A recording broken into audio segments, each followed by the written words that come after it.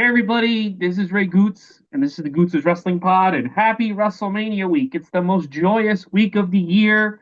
It's Monday night going into Tuesday. We just watched the Raw before Mania. This is the week of weeks. This is WrestleMania week. And I'm here live. Well, not live. Yeah.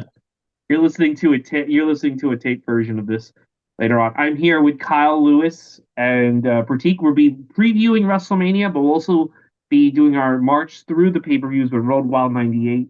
Kyle, does it feel like WrestleMania week? Oh, it does not. It does not. You know what I'm expecting because last year's WrestleMania week kicked off with Roman Reigns being like, "I love Trump," so I'm waiting for the chaos to happen again. But they do all these terrible interviews and they have to do damage control. Has not Mm, happened yet, but it might happen by the time of this recording. that's true. He might admit that he loves Trump before the end of the day. Again. Prateek, does it feel like WrestleMania week?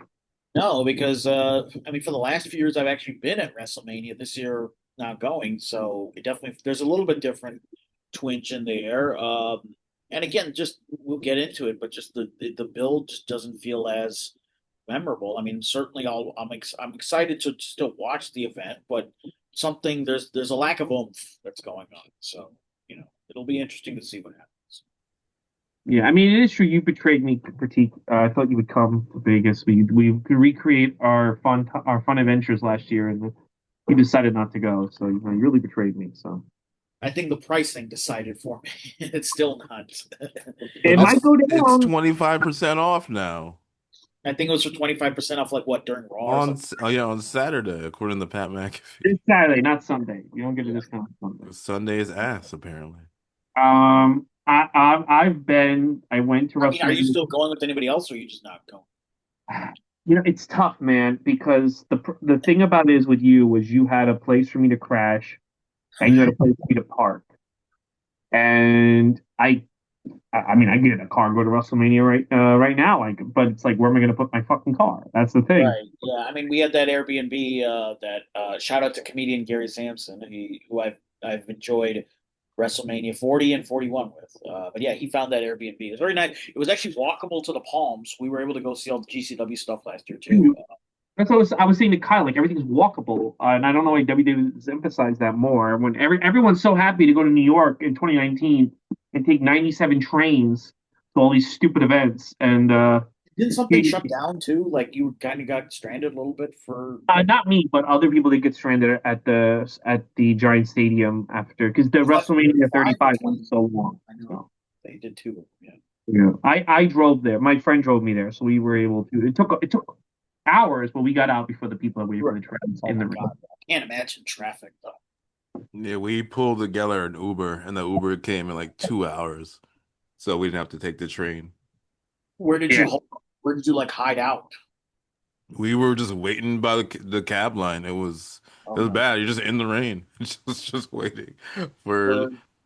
for your car to eventually come and then take you back to Brooklyn. It was For especially I after know. third we started walking out of SoFi Stadium and there was a casino like a mile away and like it seemed like every wrestling fan it was just like a march of John Cena t-shirts. Everybody just You holed up at the so casino. far, you mean Allegiant? No, I'm talking about 39 in Oh, in Vegas. LA. In LA, I'm talking about LA. There was also a casino near SoFi, where we just kind of. I know Vegas. There are casinos everywhere. I mean, there's still that epic clip from Vegas of the guy trying to fight up the escalator, and then he just like falls right down. Yeah, yeah. Um, yeah. I went to 39. I went to 40 one night, and I went to 41. And 41 was very last second. I mean, when I recorded my WrestleMania preview last week, I wasn't gonna go, and then me and you started talking. I'm glad I went because I had a lot of fun in Vegas. But the thing about it is, like, I have this female friend who's flying in, and she's not going to WrestleMania. She's like, if the WWE pay me able to go, she's going to all these Pure Soul events. I feel weird asking to crash with her. The ringside guys are going, but they haven't been like I haven't seen them. I feel weird asking to crash with them. And even these people all let me crash them. We're gonna put my car. That's number three. And I have these two comics who want to go, but like we only want to go Sunday. And I don't know if the ticket prices are gonna go down that much. And then it's That's the whole thing of I've said to them, you guys have to pay for parking, but I'll drive, which is fine. But also gas is through the roof, mhm. and I don't know. It just seems like it seems like it'd be a cheaper option for me to just this weekend to dive in and buy a Switch 2 than go to WrestleMania. Like it would be like this is the weekend to go buy a Switch 2 because I don't think I'm gonna get what we had a year ago, me and you. And I don't know. I just that value was really good the day of, for a ticket. Like I literally bought them that morning. yeah, I feel like I'm pulling teeth with people and they don't want to go and it's so close and it is what it is. But Well, I also, like we talked about, like we're more interested. I mean, we'll get to it when we review it or we preview it. But night two seems more appealing, but the prices haven't gone down as much for night two. I know night one they're doing more promo stuff and all, but like night two is still even like the higher up 300 levels are about 500 ish. I think oh, I you know was what's not gonna happen then. Thank you for telling me that. we actually we didn't pay, I forget what it was exactly for night one that we paid last year, which I also preferred night. I think you went to the better night, frankly. Night. Hmm. I did. You also got to see Stone Cold and Brett appear together, and Brett with the eye roll. That didn't happen. Lex Luger didn't appear on camera either night two.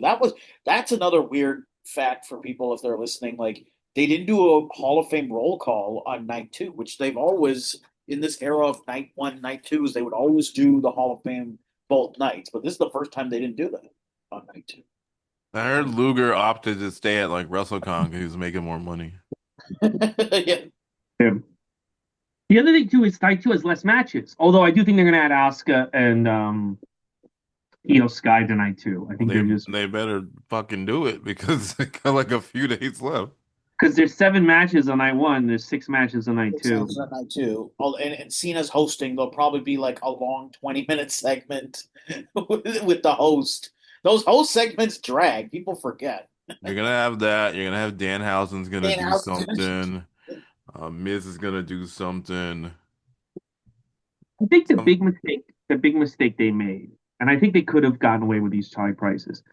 They should have had Cena retire at this Mania. That should have been worked out with him after SummerSlam. I think that this is the second year in a row where they did a long-term storyline and then abandoned it. We're talking about Seth and the Vision, abandoned it for something way less. And obviously, a year before that, it was Solo Sikoa with the Bloodline, where my hunch was the Bloodline with Solo Sikoa was going to lead to The Rock and Roman Reigns. They didn't do it. And then my hunch a year ago was that the Seth Rollins thing was going to lead to a payoff where he's defeated at Mania, and he got injured and stuff. But again, they're mashing up these two storylines to create some type of payoff, and it doesn't mean anything. Which is mashing up the Cena retirement with the Vision storyline, and it doesn't mean as much. And they tried to make it mean something today, and it's just like just they should have just had Cena do the Terry Funk thing at this show. They got greedy and they wanted money in December and they put on a shitty show in December. People paid and they got people's money in December, but now they're not getting people's money in April. Whereas if they did a Terry Funk angle, they would have got people's money again. Or if they had just said in September he's actually going to retire WrestleMania. So, you know, yeah, I don't know. I don't know John Cena's schedule. If they this seemed like a last minute, hey, well, he's clearly free this weekend, so he could have retired. yes, but there's a difference between he can wrestle and he can just be around, you know?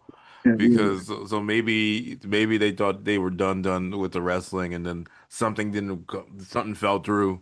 I don't know. I don't know. If John Cena was available at WrestleMania, they should have just done it at WrestleMania. If he wasn't available and then it just kind of happened, or they just threw a truckload of money at him, then I get that. But I mean, this is gonna bite them or not bite them because they still make money. But it's just like everything is so money driven, and it just hurts the shows. Like we watched Raw, and somebody was talking about how like like the title. Like there was a Raw once. This is long ago, where it's like The Rock and Stone Cold against The Undertaker and Kane, and that's your like go home Raw main event. These champions don't wrestle. Everyone there were like four brawls. Like, why are you not doing like a WrestleMania rewind night where like CM Punk fights Randy Orton? I know you want people to be like healthy and safe, but like give us something. Like you don't Well, get I, anything. the reason I don't have them wrestle is because they're not doing house shows. So I think that in the past, you could have WrestleMania rewind Triple H versus Kane, for example, in 2010. I don't know if they did that. I think they did that, but They've because done, yeah, Triple, I think they did that before. I think Triple H and Kane are wrestling every weekend, so they're not gonna. But I think CM Punk hasn't wrestled since Elimination Chamber. They need him at WrestleMania. His body is old and brittle, and there's a chance that if he goes all out, like fighting, I don't know, Kane, I don't know, let's see, I don't know, like let's say they do a WrestleMania rematch, Randy Orton versus CM Punk, right? There's a chance that these two guys who haven't wrestled in a month are gonna fucking snap a leg or something, and then there's no, and then their match is fucked because these guys won't have house shows, so staying they're not staying in shape, so to speak. And they need CM Punk to wrestle at WrestleMania, so they have to keep him basically in a hibernation chamber until they get here because they're not doing house shows. So you know, The Yeah. catch-22 of like you do the house shows, then you're a bit more limber, and then you can work on TV. But if you're not, you basically don't want to go all out on a Raw main event. But that's where I'm thinking like we could have done a tag. I think like one of the reboot of Saturday Night's main event when it came back to NBC was the players from the two main events tagging with. I love that. Yeah. And that I was think good. you could do something like that. You could have just done a three-man tag or four. I think they could have done something. It would have been nice to do some sort of match with the participants or something. I just feel like these Punk Roman segments they're fine. I certainly like the pipe bomb match. It's just the same thing over and over again. But it feels repetitive now. It fees a little bit Groundhog Day, and it's. I'm trying to still keep my hope up for that main event, but I feel like even that's losing steam now, which is So, unfortunate. we're gonna go over the card. But before we go over the card, obviously last year was historic. They murdered Sabu. They sacrificed him to uh to the indie gods. Even though we're not supposed to talk about that, we're supposed to pretend that he just died because he was sad 2 weeks after having his head smashed into the floor. Um, what are you looking for? With that in mind? What's the big? Is there anything big on the indie shows that you guys looking forward to? Kyle, you first. I'm not that tuned in. I know Stardom's doing their thing, although they're gonna be on like exhibition mode because their big pay-per-view is in the 20, like the week after. So they're probably not gonna go crazy. If I was in town, I would have definitely checked out Stardom. This is Sandman's like last match, right? Yeah, Yeah, he's it's facing Invisible Man. at Joey Janela's Spring Break. I know a little bit of that card. You have Yeah. Sandman versus the Invisible Man. Yeah, yeah. I mean, I would watch that. I'd want to see that. And then I Ne don't know if this has been, I don't know how many people know this, but Brody Lee Jr. is facing Joey Janela, and I believe is his sort of debut match. So this will be kind of Well, maybe a no, watershed he moment. won the clusterfuck a year ago, so that was the deal. He was in the the- clusterfuck. He basically came out at the end of the clusterfuck and defeated Janelle. But this will be a full blown match, so I think that's pretty exciting. I think there's something else I saw. Yes, it was Brody King versus Zilla Fatu for House of Glory. That's also I believe Hmm. a first time match for the two of them. So yeah, I think those will be good. I know CMLL is doing a big show too, like a showcase of all their Is stars. Bloodsport doing a thing this year? Bloodsport is Yeah, also. yeah. Pete Dunne's in it. I think Pete Dunne's in it. I could be wrong. Yeah, I was like, I don't know if any WWE guys are in it this time. I know Charlie Dempsey does a bunch of them. I think. Oh yeah, Charlie Dempsey versus Timothy Thatcher, and Natalia versus Shayna Baszler. Those are the two. Oh, well, good for them. They still get to wrestle. Yeah. And put Zach Tiffany Diggins Stratton out Jr. I there. She's believe not is gonna have also a on match. Bloodsport. Yeah. Even the indie shows sound boring. I'm like, I I went to saw the the last two Mania weekend Bloodsports. The one in Philly was really good. Last year, I know Killer Cross because Killer Cross is from Vegas. I know he had a really good showing at Bloodsport. But I don't know if he's wrestling. I don't believe he's doing Bloodsport. But I would assume he would be doing some sort of match in his hometown of Vegas this weekend. But I don't know. Kyle. There's a lot of Micromania midget wrestling going on this week. Microman. Yeah, I mean he's not even on. I think he's WWE contracted, isn't he? Oh, he's exclusive now. You can't. I think so. Yeah. Oh, Tokyo Joshi Pro, I would check out. Is DDT running anything? I don't see them yet. I'm just kind of just scrolling through a list. It's kind of like depressing almost. Like I feel like the indie shows used to have a lot more heat on them. Oh, they used to be huge. Yeah. The Something Mark feels Henry lacking comedy this year. show. I I don't would know. watch People that. like things. People are afraid to fly maybe right now, or just everything's expensive. Gas is expensive. So people aren't traveling. But there just seems like less energy. Like even the indie cards don't seem as exciting. I don't know Well, I what's. mean, it's just like Joey Janela versus the fucking guy's son, and I just like I'm sick of that. I don't mean to be a dick. Kind of sick of that kid. It's like I, I'm not signing off on that. But what I mean by that is like they shit on Brody Lee in the build-up, and hmm that's after like. Here's my problem with them shitting on Brody Lee. They got somebody fired from PW Torch because he suggested that maybe Brody Lee, like Tony Khan, didn't like do the right thing, right? Brody Lee, and they acted like, how dare you? Da, da, da. And I think like they anyone said anything bad about this guy, it's like DefCon 5, and now they're just like kind of shitting on him for an angle. It's like, well, that's pro wrestling, and it's like personally, me, if I was a pro wrestler and I died, I would want my death to be used in all the tasteless angles. I would request that Joey Janela hit my son with my urn. That's what I would want. they But did that in AAA.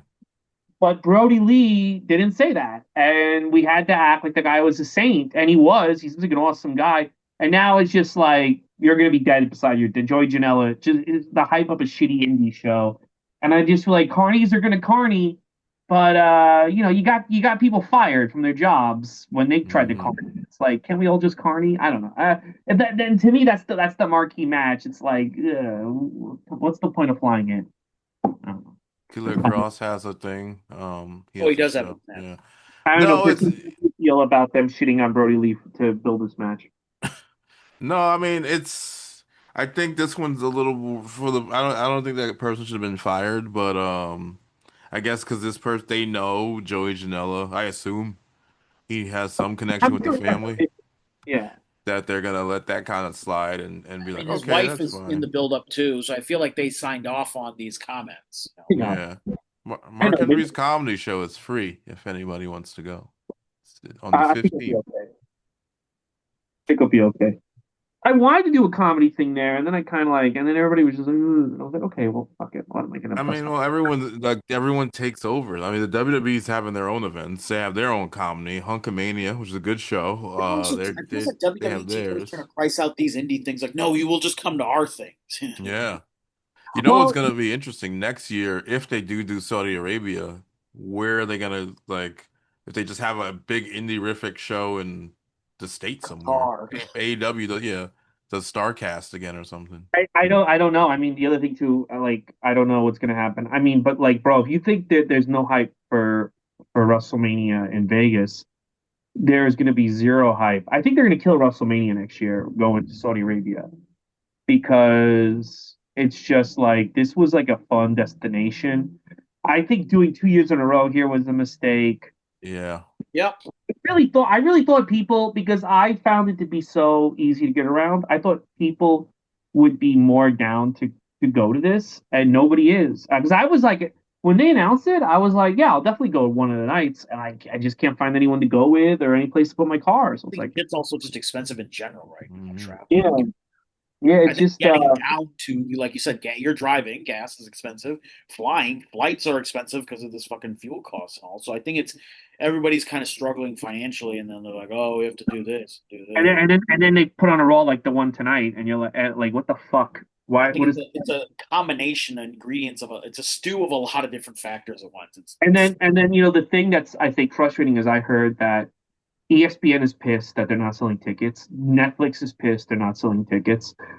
And the people in charge of Triple H they are demanding. So the Pat McCaffrey, a week ago, Kyle, I said Pat McCaffrey could have been anywhere. No, it was specifically told to put him in this angle. They think that's the solution to sell tickets. So they're yelling at these guys that they got to sell tickets, but they're like, here's your solution of fucking podcasting. And it's like, how about Illuminati. my solution is we fucking dump $20 million on Stone Cold's ranch and he wrestles. Like that's the fucking solution if you really want. Or we give 20 million to John Cena Gunther in a fucking street fight. Those are Pat McAfee's. But that's the thing. It's like it's almost like when you're at a comedy club and the booker's an idiot. You're like, no, oh, we're not drawing. Yeah, we got to get better comics. I know. We'll book Stormy Daniels. we'll, we'll book this chick with 9,000 Instagram followers. Okay, I was thinking about more like we get Mark Norman and Dan Soda here, but okay, we'll have this broad doesn't know how to tell jokes. And that's what's happening. It's like the solution they were ordered to put in was Pat McCaffrey, and there's no way around it. There's no way like that's why we got this shit. They think They're also giving away the first hour of Mania for free, and I believe they've announced Obafemi and Brock Lesnar is one of the matches on the first hour. yeah, Like, division. if you're trying to sell tickets or sell the pay per view, that's one of the more hyped up big matches that people are excited for, and that's going to be on free TV. If I'm like, I already have a way to watch it, the whole thing, but if I'm like a kid or something, I'm like, oh yeah, I can watch one of my favorite matches, yeah, in the first hour, and then fuck off. So I don't think they should be giving that away. I think they I should all be.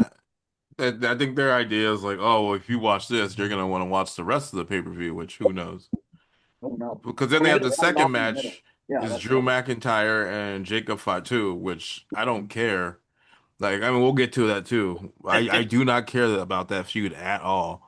It just Yeah. seems just there. And I forgot what's the second match on the first night. The Well, ladder that's match. Ladder match.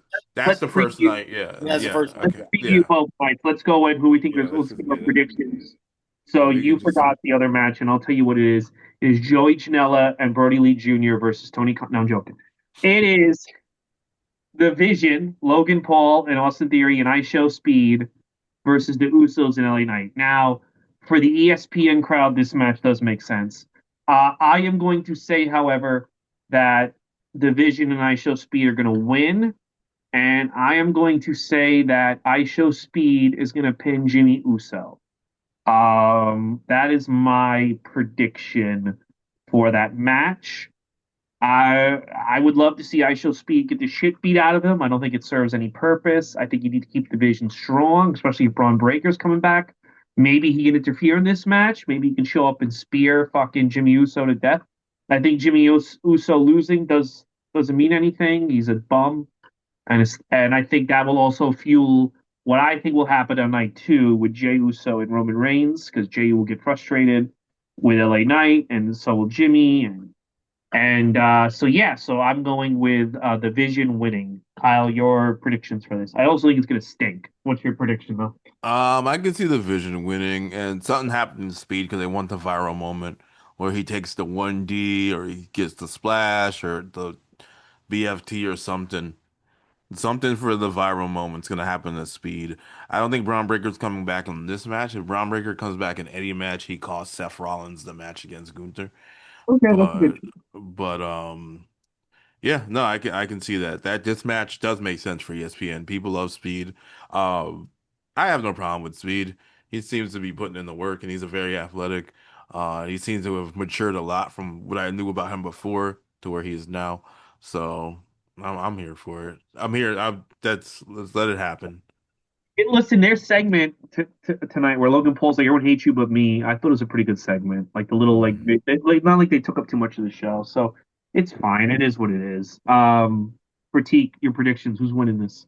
Yeah, I one part on one hand, the Vision and this storyline between like LA Knight, the Vision, and the Usos and the Vision, that's been a carried over storyline since last year. So it should get a Mania payoff, and I'm glad that it's getting a high profile spot on the show. And I think the show speed influencer element, maybe it adds a little thing to it. I know LA Knight like went to his like podcasting studio and like threw him around on the stream, so I think that was a good little creative thing. LA Knight likes to invade people's homes, as we've seen like 3 or 4 times now. And I don't know if a one-on-one match would have been the right call. So I think this is a better, safer call. Yeah, I'm also leaning towards Vision. My thought was the Vision was going to win, whether through interference of Braun Breaker or some sort of shenanigans, or it's not going to be a clean win. But then on the Raw after Mania, the Usos win back the title. That's what I think. Like they lose at Mania, but win on the Raw after the titles Mhm. back. I do think it's odd that the tag titles. We have 2 nights of Mania, and we have no tag title defenses. Don't get me So I think started. that's also They've been doing that since '96. I mean, that's a 30-year tradition. The tag titles weren't defended on the main show, so so I'm a little disappointed in that, or the pre-show. Like put them on some, but we don't do pre-shows they anymore. don't So do No, pre-show. you get the Why would they do SmackDown before with the Andre the Giant Battle Royal, which they don't call Memorial Battle Royal anymore. The Andre really, that? the Giant Battle the Royal, Andre, yeah. yeah. They should bring back the pre-show for this show and not do the SmackDown bullshit. Well, Whatever. put the Andre the Giant thing on the main. That should be on the pre-show, or it should be on the day of Mania. It should be in the stadium. It's just you know why they do it is because they got to justify that SmackDown. So Yeah. Yeah, yeah, especially now that it's not combo with the Hall of Fame. It's two separate events. Like who is going to all these? It's the green shirt I guy. did in 29. Bro, you know how much it was for me to go? So I sat front row at WrestleMania in 2019, and then I got good seats, not front, but pretty good seats for Raw, SmackDown, NXT, and the Hall of Fame. Do you know how much it cost me in total? How much? How much? $2,000. Hmm, Now the sit definitely. front row at SummerSlam for 2 nights in a row costs 20 grand. Last year was 45. So that's Wow. insane. That's like, come on, Yeah, man. last year I think it was like 45 for one. 45 for one night, I believe. Last year too. It was pretty bad. It was pretty bad. But I had the VIP. I got the VIP package. It was 2 grand. Did you get a private entrance at least and all? No, but like I got a chair and I got Yeah. I went to 4 events and I sat front row WrestleMania. I mean that's a fucking dude. What it would cost now? I went to 5 events. Right, that's 5 events. Right, What? because then it's yeah. I think that's pretty good. Hall of Fame. What? They didn't include Hall of Fame in that. They did. Yeah, yeah. I Oh, Hall of Fame, NXT, Raw, SmackDown, and WrestleMania 5. okay, yeah. Oh, but it's one because it's one night of Mania. That's what. Yeah, yeah, yeah. Yeah, yeah, it was a night Well, too. man, wasn't that like a 14-hour Mania or something? Because with That pre-show was a too. long thing. Yeah, I got my money, but Yeah, I it got was, I have never once. Now, did I think that was a good WrestleMania? Not really. But I have never once regretted spending that 2 grand because the amount of wrestling I got for that 2 grand. Hey, you got a lot of wrestling for. Yeah. And the Hall of Fame, and I got everything I wanted. And Kofi Mania. That was a good one. yeah, no, I was there for that. That was a good if time. you think about it, let's say my seat, let's say like let's go TKO prices. My seat, like my front row seat's 1,500. Let's just say my front row seat was 1,500. 15. Then my seats at the other events were like $100 each. If you Yeah, think about it, yeah. like break it down like that, it's like it's just an insane value 38. compared to now. My first Mania was 38. It was right after coming out of the pandemic, and the rumblings of Austin coming back. Night one, the one with Austin and Kevin Yeah. Owens, we had 100 level seats for $200. None of this will ever We happen got them again. on the Friday before, and then there was some. They released some extra tickets for the SmackDown Hall of Fame burner tickets. Surprisingly, it wasn't like sold out. They released tickets on the Thursday before, $110 per ticket, and we were like, not first level, but like right above the floor. So a little bit Yeah, of both. That was good. yeah, no, and all that stuff will never happen again. Our I don't lives think are they're good. dropping. I think it's. I mean, I don't think it's gonna. I don't think it's gonna be any for anybody listening who's, because I've been a big proponent for years of wait till the day of, wait till the day of. I think they're trying to do all these price droppings now. I don't think there's gonna be a big shift day of. So for anybody listening, for you fans who've said, oh, we'll wait till the day of, I would look for maybe if you're trying to go, maybe look on Friday. And just check all the apps. Check SeatGeek. Check StubHub. Like kind of keep doing a run through of all those apps. But I don't see the drops on the day of. I would call the police and never come. All right. Up next, match. This also is going to be an ESPN. This is a perfect example of Triple H not knowing how to finish the story and just like going without finishing it. Jacob Fatu versus Drew McIntyre. Let's break down the year Jacob Fatu had. He fell out of love with Solo, turned on Solo, then got beat up by the Bloodline or the MFTs at SummerSlam, then vanished. Then he shows back up and starts a feud with Cody Rhodes. That feud never gets resolved. Somehow now it's Drew McIntyre. Drew McIntyre, same thing. Drew McIntyre loses to Damian Priest over the summer when Jesse Ventura calls him an idiot. And then he goes to a feud with Cody Rhodes. And then somehow that feud gets. So both these guys, like, the path they were on just gets abandoned so they can have a match. It's just like Jacob Fatu He goes from one thing to the next. No character consistency since last year's WrestleMania. Um, However, in my mind, he's one of the next top guys, or he should have been a top guy already. He's got to win this. There's just no ifs, ands, or buts. I say Jacob wins, but you've got to give him a direction and stick to it after this. It can't just be like I'm feuding with Cody, now I'm feuding with Solo, now I'm feuding with Johnny Gargano. It's gotta fucking you gotta tell these stories with a beginning, middle, and end. Kyle, who do you think's winning this? I think Jacob Fatu gets it. It's another L for Drew McIntyre. I think that's just his life. He's just gonna lose.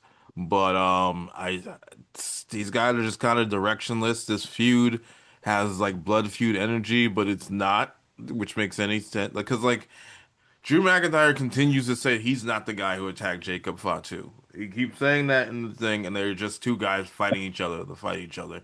And Drew McIntyre, for the most part, as a character, has been right when he's been saying some of these things. So you're either revealing who actually attacked him at WrestleMania or shortly after WrestleMania, or this is just for nothing. This is just to get two guys on the show because you guys abandoned whatever the Fatal Four Way rumor was, and now they need a match. It could be a good match. I think they're good wrestlers, but I think afterwards both guys need a clear direction. I don't know if one guy needs to go to Raw, one guy needs to go to SmackDown, but it's just like blah. The whole few, even last week they did the handcuff and they tried to like make it bloody and things like that. But you're just like, I don't care. These guys have no real No, like heat with each other, like because zero. they pivoted to Randy Orton off the Jacob thing without really ever a payoff because they just decided they wanted Cody and Randy. And it's just goofy. It just he doesn't know. Triple H is it boggles my mind. They have like fucking 40 writers and they do shit like this that a 3-year-old would do. Where it's like now it's Jacob and Drew because I'm bored, you know? Yeah, no, you got to get people on the show. And this feels like a Kurt Angle versus Kane as feud from WrestleMania 18. Oh Where my these two God. people have no match, no feud, no real feud, and we got to make one up. And now that's their match. Yeah. Prateek, we predicted. Yeah, echoing the same sentiments. Jacob needs to win. I know Drew has, but Drew actually won last year against Damian Priest in there. I believe He he did. lost on Saturday night's main event. But that was the thing too. That feud also felt, and that was like a Sin City street fight, but it just felt like a lead balloon. I remember like, Mm. oh, the guy from Slayer's playing Damien to the ring, and then the match was the flattest like street fight ever. My hope is they've done a few different creative things, so maybe the match might be a little bit better. But again, the build has been mind-boggling. Yes, there could have been the fatal four-way. Yes, you could have had the triple threat. You could have. Yes, you could have. I was even at one point thinking like, oh, they can have Randy and Drew, and then Cody and Jacob can finish their feud at Mania 2. I was fine with Cody not being the just having a match as Cody. Like I would have been fine with that because there was no payoff to, like you said, there was no payoff to the Cody Jacob feud. They literally just fought in a non, like not even a sanctioned. It was just like no bells. So, I'm happy both of them are on the show, but I think they could have both benefited from the rub of a main event match. It would have elevated both of them. I think the Fatal Four Way was the better option because it would have kept because we already know Randy and Drew don't like each other. We know Cody and Jacob don't like each other. It would have made more sense for that purpose, but yeah, this feels a bit tacked on. Yes, they're trying everything. They're throwing the kit in the sink, so it'll probably be a wild ass match. I'm hoping they do a bit more, creative stuff than the Sin City Street Fight last year. So I'm hoping for a bit more creativity. But let's see. Now, my other concern is with this match is if it's going second and you have to get through two matches in 1 hour, and you're probably going to have Triple H come out at the beginning and say, "Are you ready?" ESPN and all that Oh stuff. God. I'm worried about the times of this as well. Yeah. So my hope is they get the time they are allotted, and it's not going to be like they're about to go out. And it's like, well, now you're down to 8 minutes, and you got to do a blood feud handcuff Sin City street fight in 8 fucking minutes before ESPN cuts off. Which I'm Don't also fine if the match keeps going on pay per view. Like you don't get all of it. Like that's fine. I get that. Like make not people gonna get pay per view. do I'm not against it carrying over into ESPN Unlimited to give them the time, but rushing it in 8 minutes, no. So that's my fear. more than everything else, I'm just like, give them the fucking time that they deserve because both of them are good talent, and I'm hoping this moves on for both of them. Like you said, give them something proper afterwards. I liked when not to keep melding over this point, but I liked when they would do the superstar shakeup after Mania, like throw people to different brands right after that. I think they need to. It's so stale, everything. I think that would be Hmm. good. Jacob could benefit from going to Raw. Drew, if I'm not mistaken, is going to film a movie, so I'm thinking that's the other reason why he might lose. But Hmm. my fear is this attacker reveal might happen at Mania, and then Jacob loses because of the attacker, which he doesn't need. He needs a win. Jacob needs to His, win more than Drew. My his The attacker's other, gonna be evil. the other thing about like, they got only an hour is that the Usos have to eat for 20 minutes. So, oh my God, are they gonna run? Oh no, they're gonna run that. Oh my God, Jay it's Uso. gonna be 45 minutes. I mean, last year WrestleMania it was like an hour of eating. You don't notice when you're in the building, but then like you watch on the The other, like, entrances take a long fucking time. I will say that. That's how are they gonna fit two matches in an hour with also Triple H coming out and everything. I wouldn't be surprised if the Vision match is short because I show speed, but it can't be trusted. So Yeah, up next, Stephanie Vacquer versus Liv Morgan. The build for this has been, I get, people say it's good. Is it really good? These two hate each other. Why do they hate each other? Because they have a match together. This is my thing. It's like in the same with Roman and CM Punk. Roman Reigns wins the Royal Rumble, and he's like, "I hate you," and they've explained it, but at the same time, it's like, so if fucking Akira Tozawa wins the Royal Rumble, does he hate CM Punk as well? I hate you. Like that's such an easy way to build a feud, but it's like, wouldn't it make more sense if Liv and Stephanie cross paths over the past year? And Liv has a legit reason to hate Stephanie. So when she wins the Rumble, she literally like, I won this Rumble so I could ruin Stephanie's life.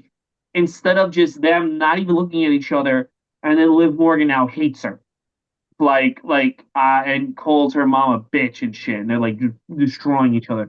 I just think it's like so artificial. Like it's just so dumb. It's easy. They haven't done anything to each other. Like now they are, but it's like, come on.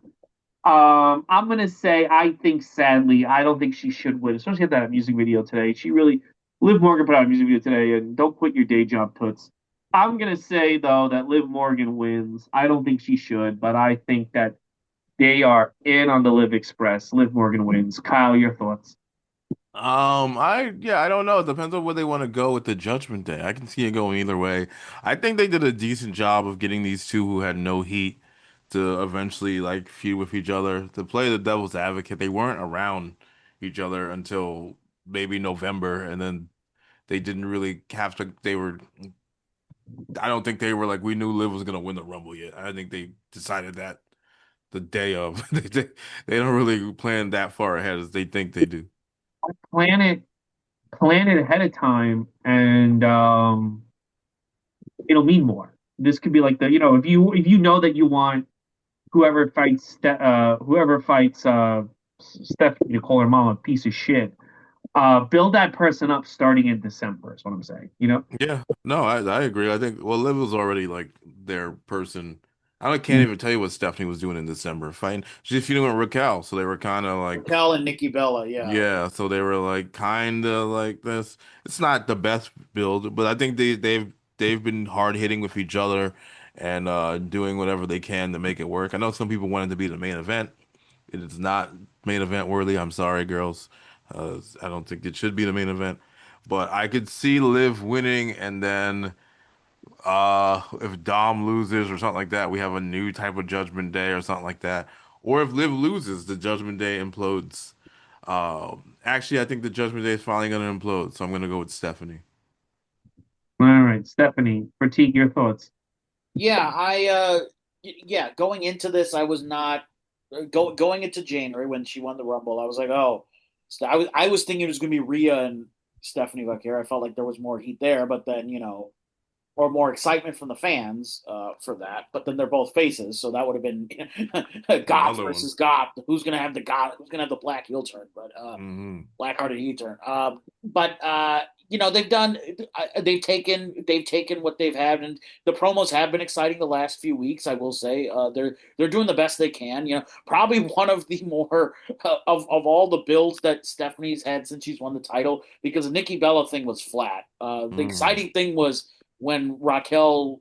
I think she lost her match and she cut that really intense promo. That was the most exciting thing with the whole feud. So that's where I think something's going to happen with Raquel. Either she gets involved or she turns on Liv. To me, that's why I'm leaning to. It makes more sense that Liv wins, but part of me thinks we're getting a Raquel split from Judgment Day, and then we get like a triple threat throughout the next few months or something where the three of them are fighting for the title. So I'm leaning towards Stephanie retaining and the Judgment Day imploding, or at least Raquel and Liv start fighting and we get their feud going.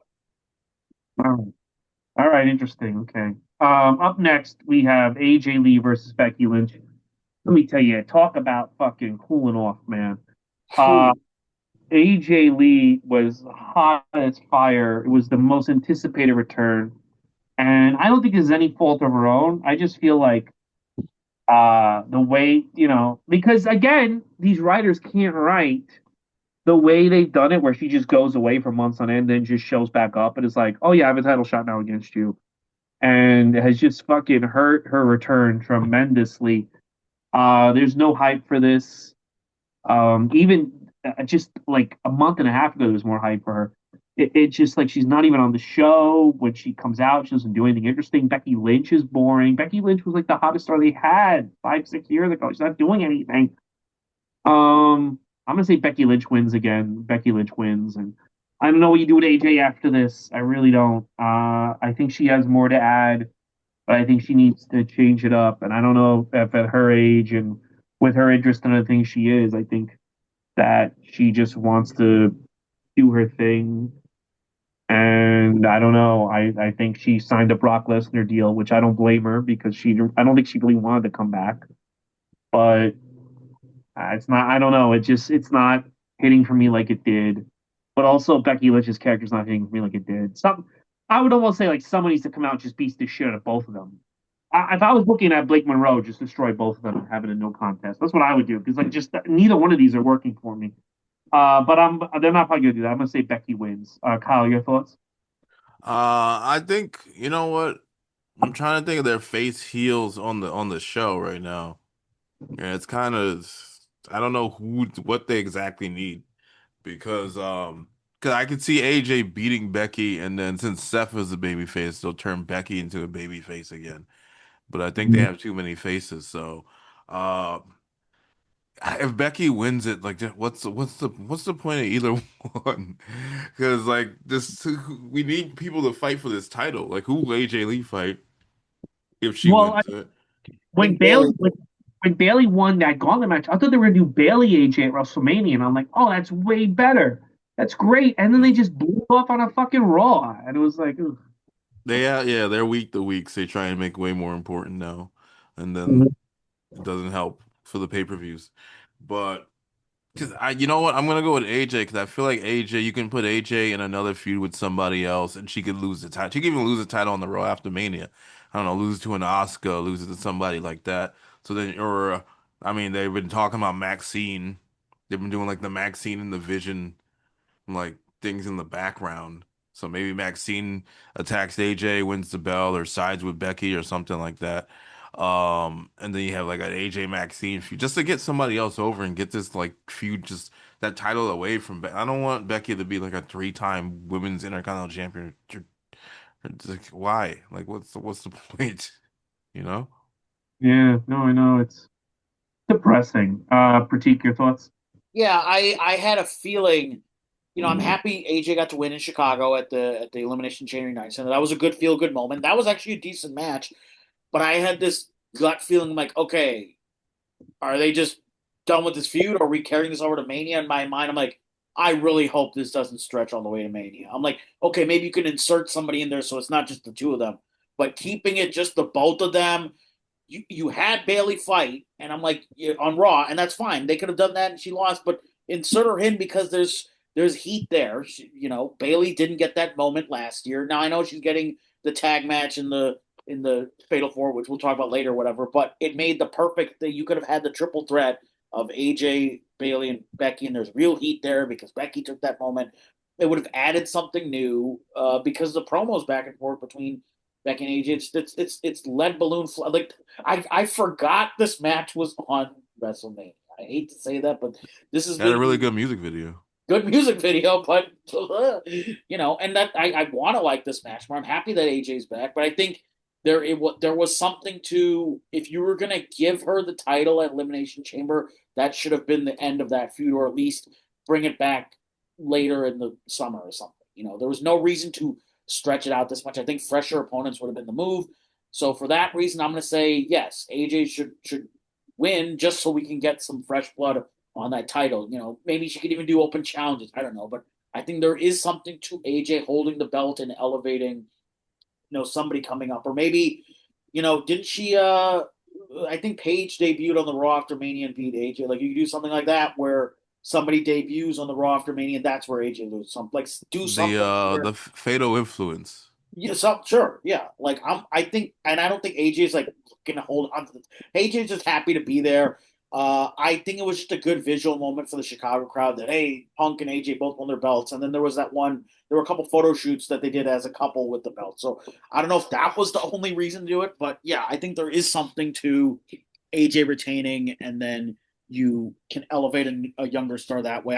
You could have also done Bailey or Io in a triple threat with AJ. I think there is something to that if you're going to hold on to it. I feel bad for Io is not on the show either right now either, which is, you have all this great talent and they're just either being tossed into tag teams or not on the show or on the SmackDown afterwards, which we'll get to later. So yeah, AJ should retain. And then Becky, I think, again, go not saying go away, but I think keeping her away for a while makes her more special. I think that's the unfortunate thing with some of these stars. They've run through all the people. Either she goes away for a while and comes back as a face. But I think Becky should be an attraction at this point. She's a bomb.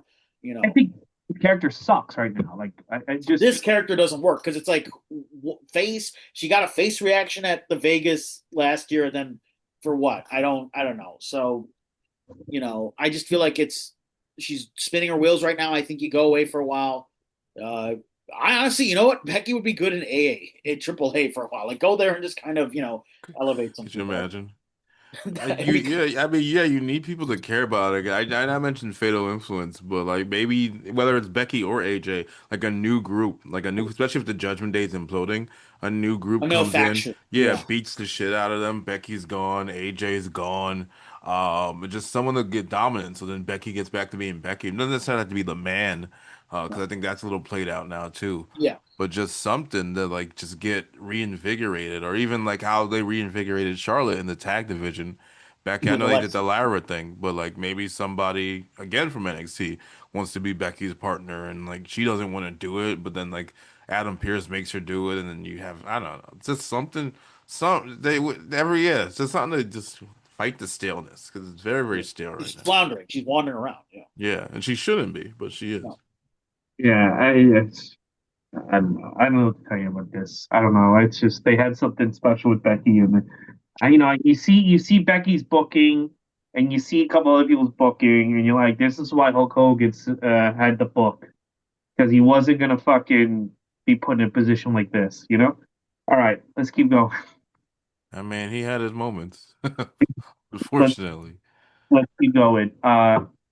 The Irresistible Forces versus Charlotte and Alexa Bliss versus Bailey and Lara whatever, versus the Bella Twins. I think the Bella Twins should win this. I also think, again, this is another waste of a return. People, and not us, but there are female fans that were dying for the Bellas to come back. And I know one, very disappointed they haven't done anything. They weren't even on the show tonight. And it's like, my feeling about the Bellas is they add nothing. I'm wrong. They add something to a certain segment of the audience, and it should have been a straight tag match. Whether it's Charlotte and Alexa Bliss or Rhea Ripley and Io Sky, they should have got a regular tag match. Instead, they have this four-way.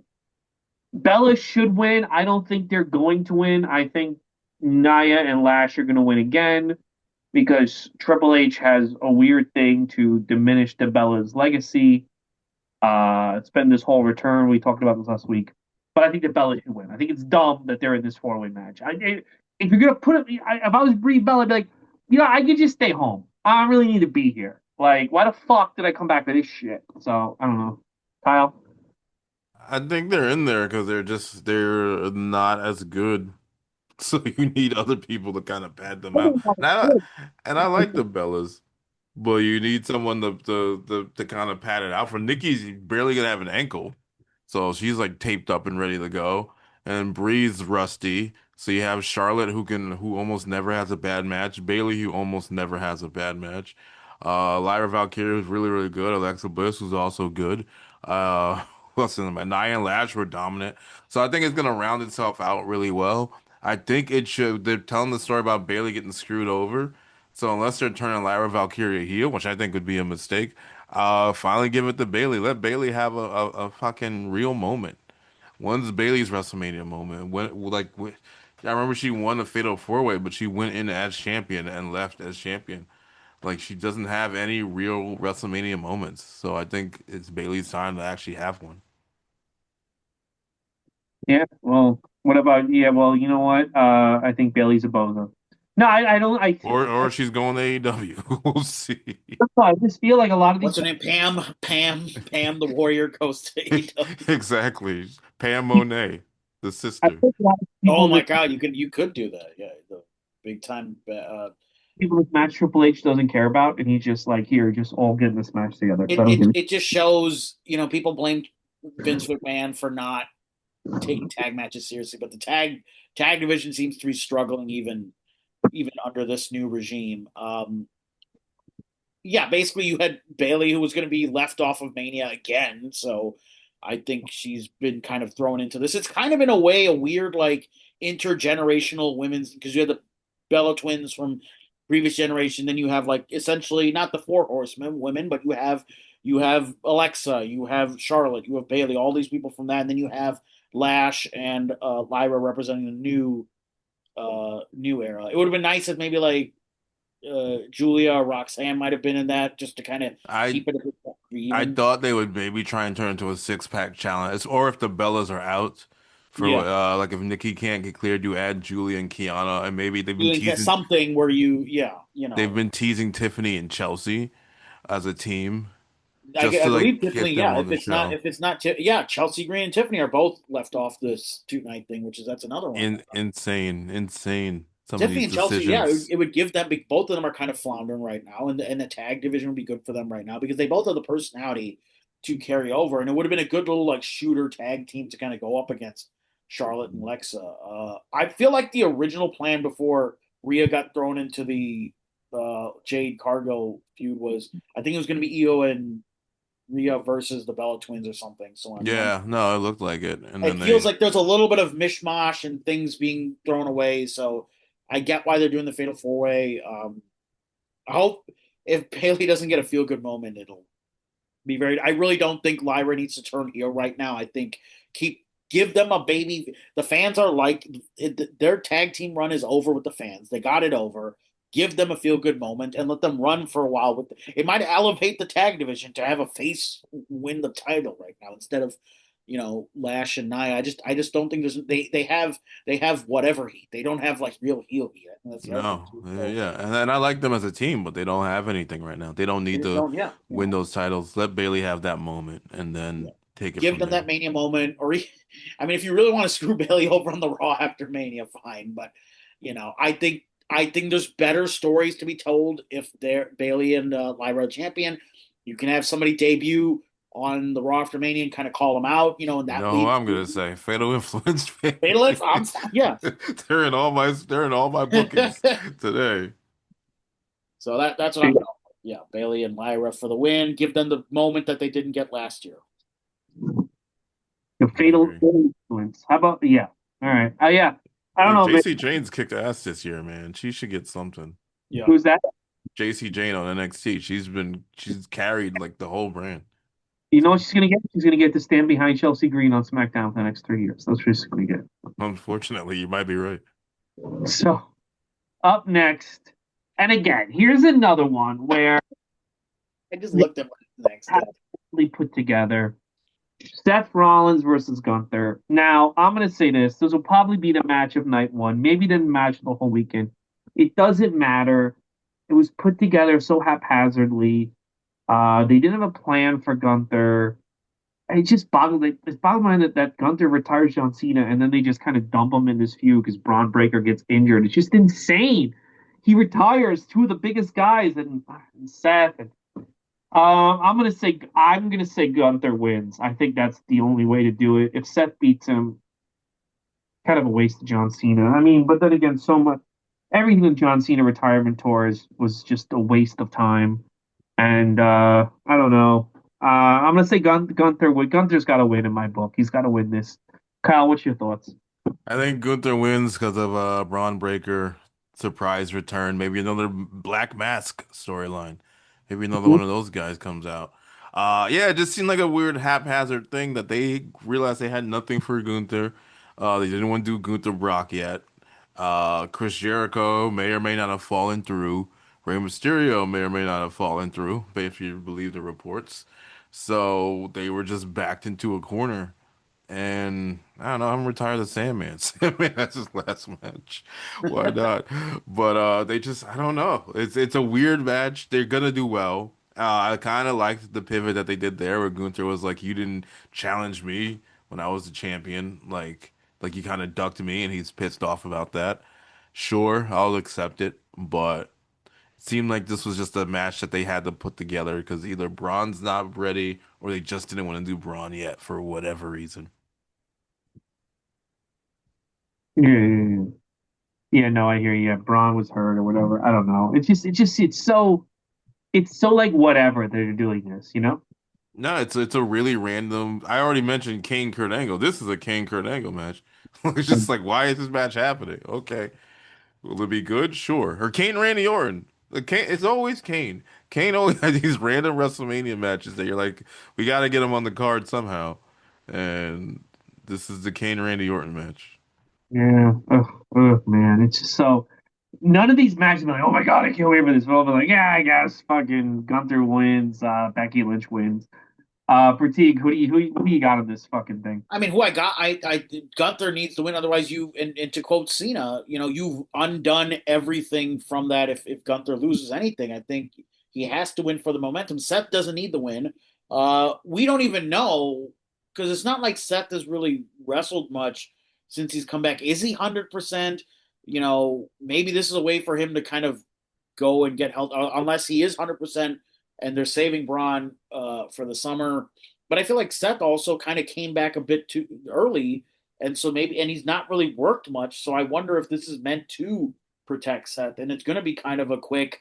I could see this being, a squash or something, or something short to keep Gunther strong, and also maybe write Seth off, and maybe that's why they're not doing Braun and Seth just yet because Seth really can't work a full match. Whereas with Gunther, you can kind of just make him look strong. So that's why maybe I'm wondering why they're doing this. Um, you know, I think they would pair well together. I was kind of, if you remember at one point for 40, if you remember in the build up for Mania 40 when Seth was the heavyweight champion, Gunther actually came out and called him out, and the crowd was really into that. And I also had thought like, oh, because what are you going to do with them? What are you going to run Drew again? Which they ended up running Drew again. But I had this thought like, oh, I'm excited. So yeah, from a match standpoint, yeah, I'm intrigued. But yes, it does feel thrown together storyline wise. But yeah, I'm sure it'll be a good match. If you're watching at home, like I'm sure, yeah, this is gonna be a good match, good showcase for Gunther. Yes, if he doesn't get the win or if he doesn't get a good showcase, then to me you're undoing that entire win. So he has to win. And then I know they've alluded to a favor. Paul Heyman gets a favor. So yeah, I'm guessing this gives Gunther then the propulsion to go retire Brock Lesnar at SummerSlam, which we'll get to when we get to the what Brock Lesnar is doing this thing. But yes, I would like to see Gunther Brock Lesnar at some point, whether or not they do it at SummerSlam. But I also it does worry me that you can't just have Gunther fight everyone for their retirement, like and which they haven't. I was afraid they were going to kind of allude to it, and then Seth beats him. Like no, because that kills the whole retirement angle. So I'm glad that Gunther can win, and then Seth doesn't have to worry about retiring. Like you can't keep finding people to retire. So it's okay if he just beats people and that's it. Randy They Orton should let was a legend killer, but he didn't really retire. A ton of people. He retired the few special ones. But so yeah, I Gunther needs to win. I think it'll actually be. I think we're all going to be pleasantly surprised by this match. And I believe it is the semi main, so it should be interesting to see. But yes, I'm I'm going to say this will be a bit of a show stealer for night I think Gunther should retire Seth Rollins. I think he should. one. I'm sick of Seth. I'm sick of this book. I don't think that's happening. I don't think it's happening either, but I'm sick of this puzzle. All right, now we get to the main event, the most controversial match. What should have been just an easy layup, just an easy road to WrestleMania. Got hit with the Pat McCaffrey woke virus. It's Cody Rhodes versus Randy Orton. You know, and now if Randy Orton loses, Pat McCaffrey will leave the professional wrestling business for good, which leads me to believe that Randy Orton's going to win. Cody Rhodes should win. This is a clusterfuck. This was a simple match, just a simple. This is like King Kong Bundy versus Hulk Hogan. A simple build. The babyface gets the win, and you move on, and you get to the next WrestleMania. But they can't do that. They have to have Pat McCaffrey. And again, I know it's not Triple Big Nose's fault. TKO wants this guy in. Um, there's got to be a big surprise in this match. I think. I think either The Rock. But again, I think like they keep putting themselves in the corner. I said this last week to you, Kyle. They put themselves in the corner now every year where it's like, well, now The Rock has to come out to make this better. But I mean, I almost feel like this is a case where you need The Rock or Stone Cold to walk out to save this fucking thing. And again, like, is that not indicative of a problem? Was anyone previewing WrestleMania 17 being like, they need Bruno or Ken Patera to come out and save this fucking angle? That's a Patera's. It's just like, I guess I'm going to say Randy Orton wins because clearly the bosses want Pat McCaffrey around. So I'm going to say Randy wins. Cody should win. This should have just been an easy. This is a disaster on every level. Uh, Kyle, your thoughts? I mean, if they're sticking with this tag match, that's supposed to be happening in the next month or so, or a Saturday night's main event or whatever, then yeah, I think Randy Orton wins, and then I don't know, maybe you finally get Jelly Roll and Pat McAfee out of this, and they have like a blood feud, like a Hell in a Cell or something. I don't know. I don't want another feud where Cody Rhodes wins the title back after getting screwed over. Like I don't want that. Like I could see stay. Cody Rhodes being like, I'm going to beat John Cena's record in record time. So I can. Oh God, it's okay. It can happen, but I don't want to see it. Yeah, I think it's gonna be Randy Orton. The only way Cody Rhodes wins is if, like you said, like somebody like a Stone Cold comes out. Because they've been mentioning the Attitude Era a lot. It can't be the Undertaker. That was the pop last time, and everyone, it was good. I like that pop. Everyone shits on that pop. I know it should have been Stone Cold, but Duke wasn't there. Well, I don't know what you want. I don't know what you want from them. They, This is Stone Cold. I think it's Stone Cold. I do think Stone Cold would overwhelm Cody Rhodes' moment. I I think so too, honestly. think it just would have been about Stone Cold. It would have been such. That's the only reason I went night two because I figured Stone Cold was going to save him. But Stone Cold and The Rock going back and forth, I think people would have started crying. People would have started crying in the ring, and I think I would have got emotional that I was there live. Everything I've been through since 2001. Um, so I get why they didn't do it. I want to live in a world where they did it, but I do think that takes away from Cody. I do think that's almost like Hulk Hogan WrestleMania 9, where Undertaker, the way they did it, didn't take away from Cody. You know?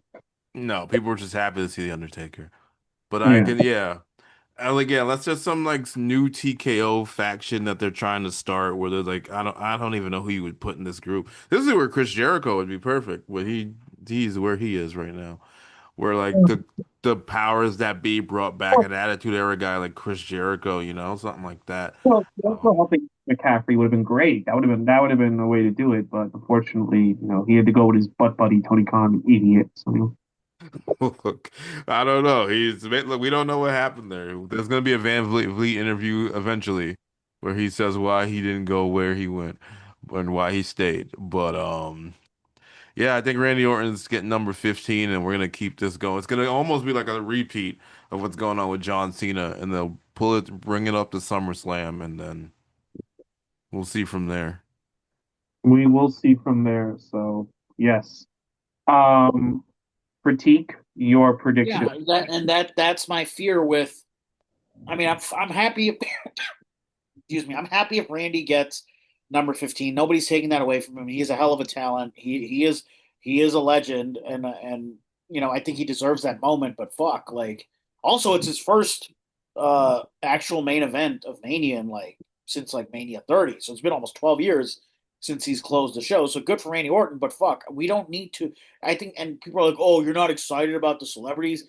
My issue is not with Pat McAfee. It's just this feels very reminiscent of last. It's shades of Travis Scott, John Cena. Oh, the legend who's been a face for so long turns heel. Like literally, they're just cribbing from last year. So I wonder what they're going to do. There's also rumors of there'll be a double turn. Cody will turn over or whatever. But I'm like, well, okay, fine. Like, but I also don't think Cody having the title either makes sense either. So I'm fine with them chasing, but you don't need to do the same.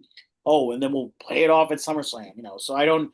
I think it makes more sense for Randy to win to keep the feud going because if Cody wins, then there's really no reason to. Oh, we're gonna fight again next month.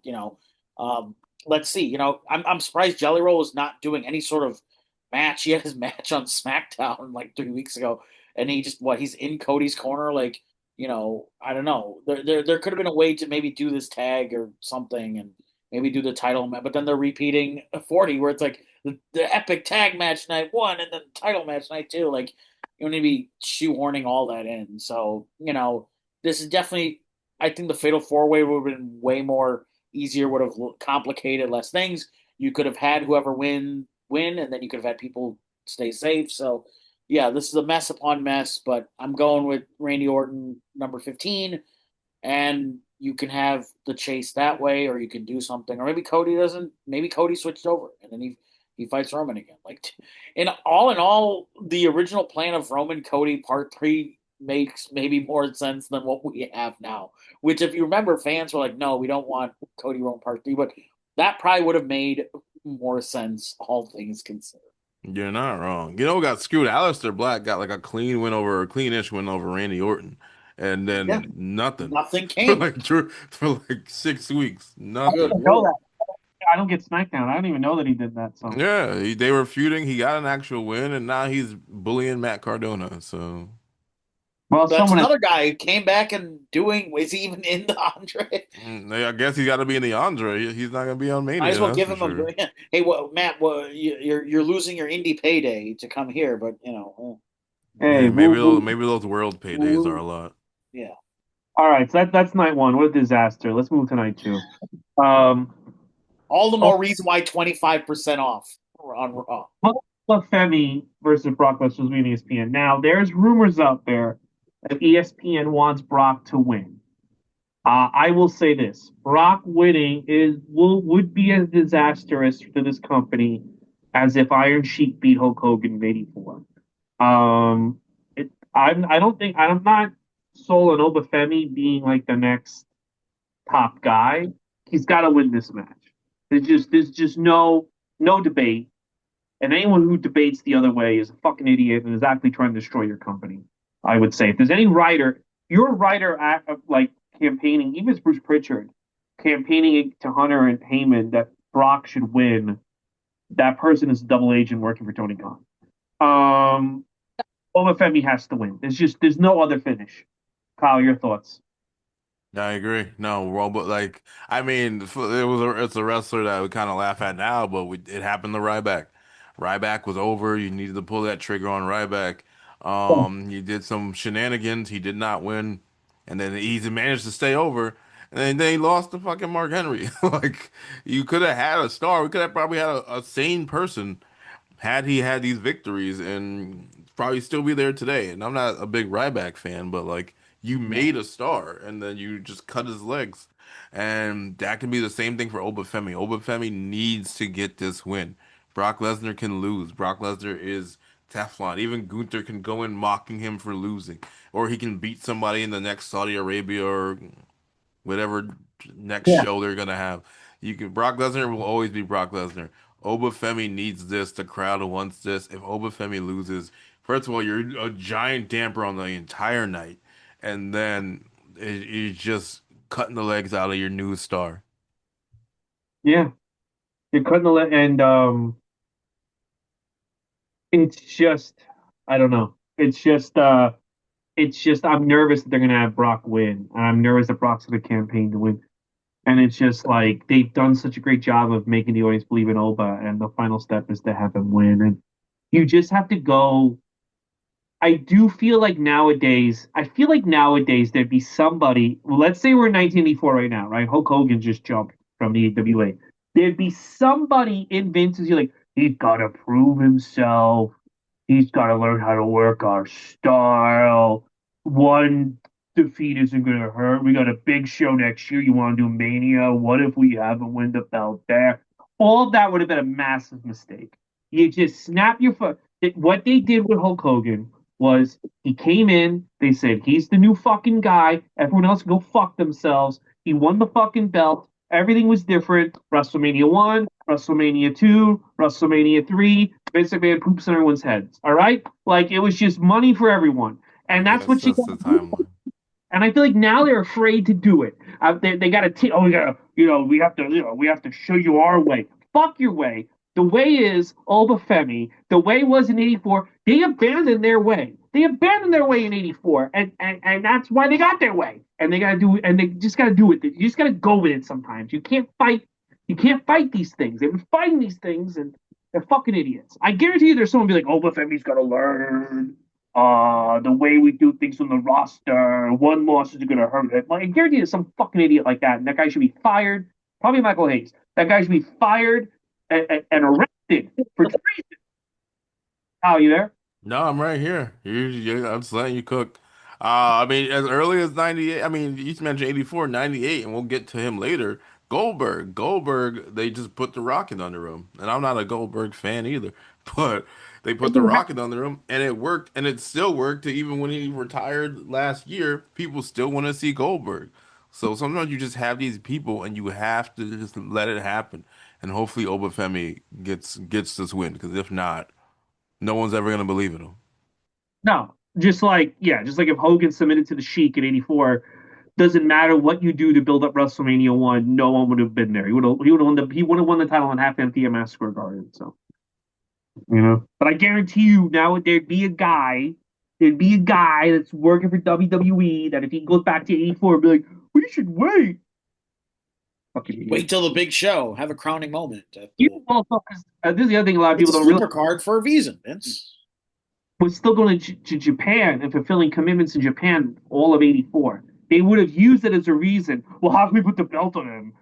He's going to Japan. That's like there'd be some fun. Like Sean Ross Sapp would be like, "Oh yeah, we can't put the belt. WWE couldn't do it. He's to do Japan, and yeah, that makes them look bad." Like I get fucking. Hey, Everyone, careful, he'll find you. I'll kick his ass anyway. It might help the traction of the podcast. Uh, It might. Geek, what do you think? Yeah, Oba?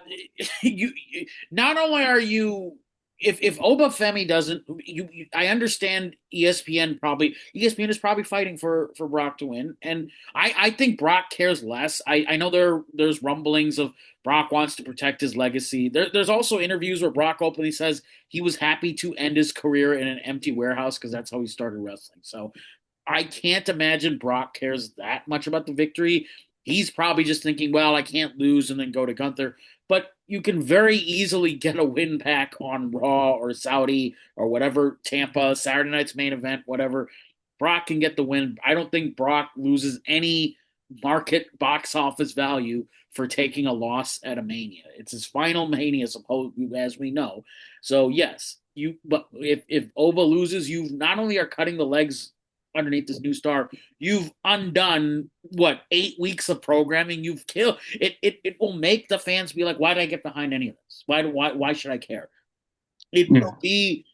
I'm not trying to be dramatic here as we are on this podcast, but it'll be a death sentence for W. I think this will be like a finger poke of doom for WCW. I think it'll be a moment that we will talk about, whether on Dark Side of the Ring or Jim Cornette podcast or whatever podcast. This will be, if Oba doesn't win on night two opening match, it'll be a moment we'll talk about. The tides will there'll be fans will get turned off. You will.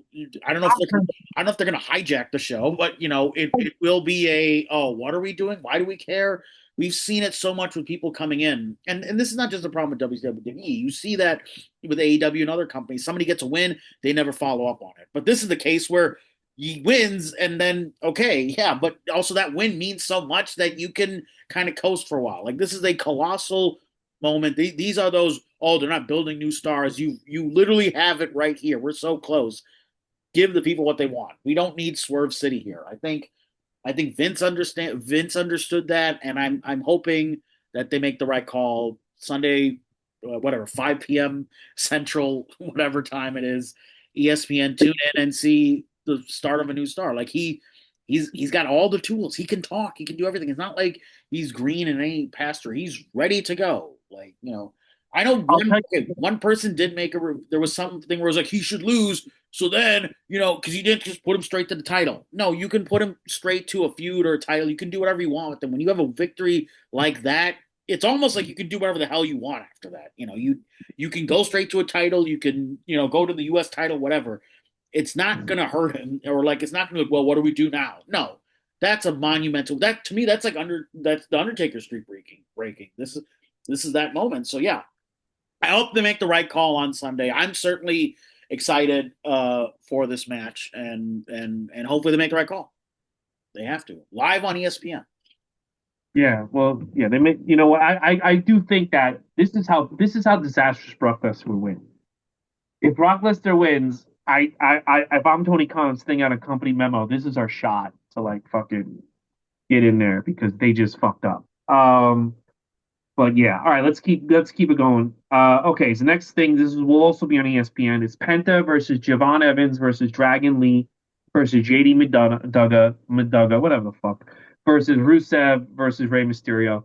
This match is a good problem to have because besides JD, who's a bozo, there's not a bad winner in this bunch. I am going to say that I'm going to give it to Penta. I think Penta should retain. A second runner up in my prediction, I would maybe Rusev because Rusev needs something to look strong. But I would say Penta wins. I would just keep it on Penta. Fuck it.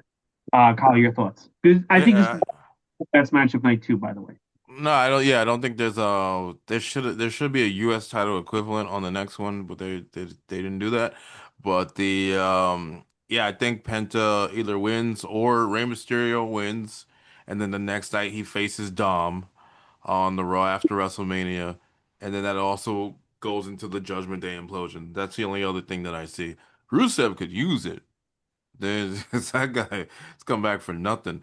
But I think Penta is, I mean, it's either gonna be Penta or Ray. Like Javon Evans is gonna do the crazy spot. They're still doing something with him and Kofi, which they gave up on this week. But yeah, that's who I'm going with. Either Penta or Ray. Yes, me too. Well, I'm going with Rusev instead of Ray. Prateek, who you going to win on this? Yeah, I'm leaning towards. I've been thinking about this quite a bit. While Rusev could use it, while it would be a good moment for Javon Evans, I think what makes the most sense is Ray, because then you can have Ray Penta one-on-one as well. You could also start the Ray Mysterio Dominic retirement tour. Maybe Ray retires at SummerSlam too. Although I don't see that happening at SummerSlam. I think they kind of want to do something in Mexico. That's the rumblings that he retires at Mexico. But yeah, I think Ray getting that title jump starts bringing back Dominic fighting Ray, because it would be kind of weird if Dominic just starts fighting Ray all of a sudden again. But having the title that he lost, you can jumpstart that. And also, I think even throwing Penta in too, having a triple threat between them for a while, like there's more excitement if Ray wins. So I think that's the way to go. And to me, Dragon Lee and JD and Javon. They're the bump guys. I forgot Dragon Lee was in the match. Yeah, those, Not Ray those two. Phoenix. A lot of No. people like Oh, poor Phoenix, man. What a year. he went He- from, but he did get to debut at Mania. He can say that his Mania match was a singles match, whereas that Pento's is that is JD. true. um, There's also the Triple Mania, or at least in a month. I think it's like May. I don't know when it's actually going to be. I know May 30th, they say it's going to be the Mask versus Mask with the Grandes. is it in Mexico or is it in California? I have no idea yet. But I if you, mean, That was my other thought when they started feuding was like, oh, they're going to be in the ladder match too, because then you don't have to do a singles match with them, but you can still let them get their feud in. Because the ladder match used to be, these two guys are feuding, but they're not good enough for a single match on Mania, but you throw them into the feud. Like Sami Zayn and Kevin Owens, the first time they met out of NXT, it was at that Mania 32 ladder match. Part of me still thinks that there's going to be some weird swerve and someone will get added because I've never seen six. I believe the other two ladder matches were all 7-man or seven wrestlers. So I feel like yeah, somebody like might get, beat up JD or something, I don't know. Take his yeah, ass out. somebody could get injured and somebody gets thrown in. I don't know. I think it'll be interesting to see. But to me, Rey Mysterio could add some excitement and jumpstart that feud. And I don't think Penta loses any steam if he loses it to Rey. I think that only furthers and gives him a clear direction of where to go. Because if Penta retains, then what's next? You know what I mean? Whereas Rey winning gives some excitement. Rusev, my thing with Rusev is I think he should go. I believe right now he's on Raw, right?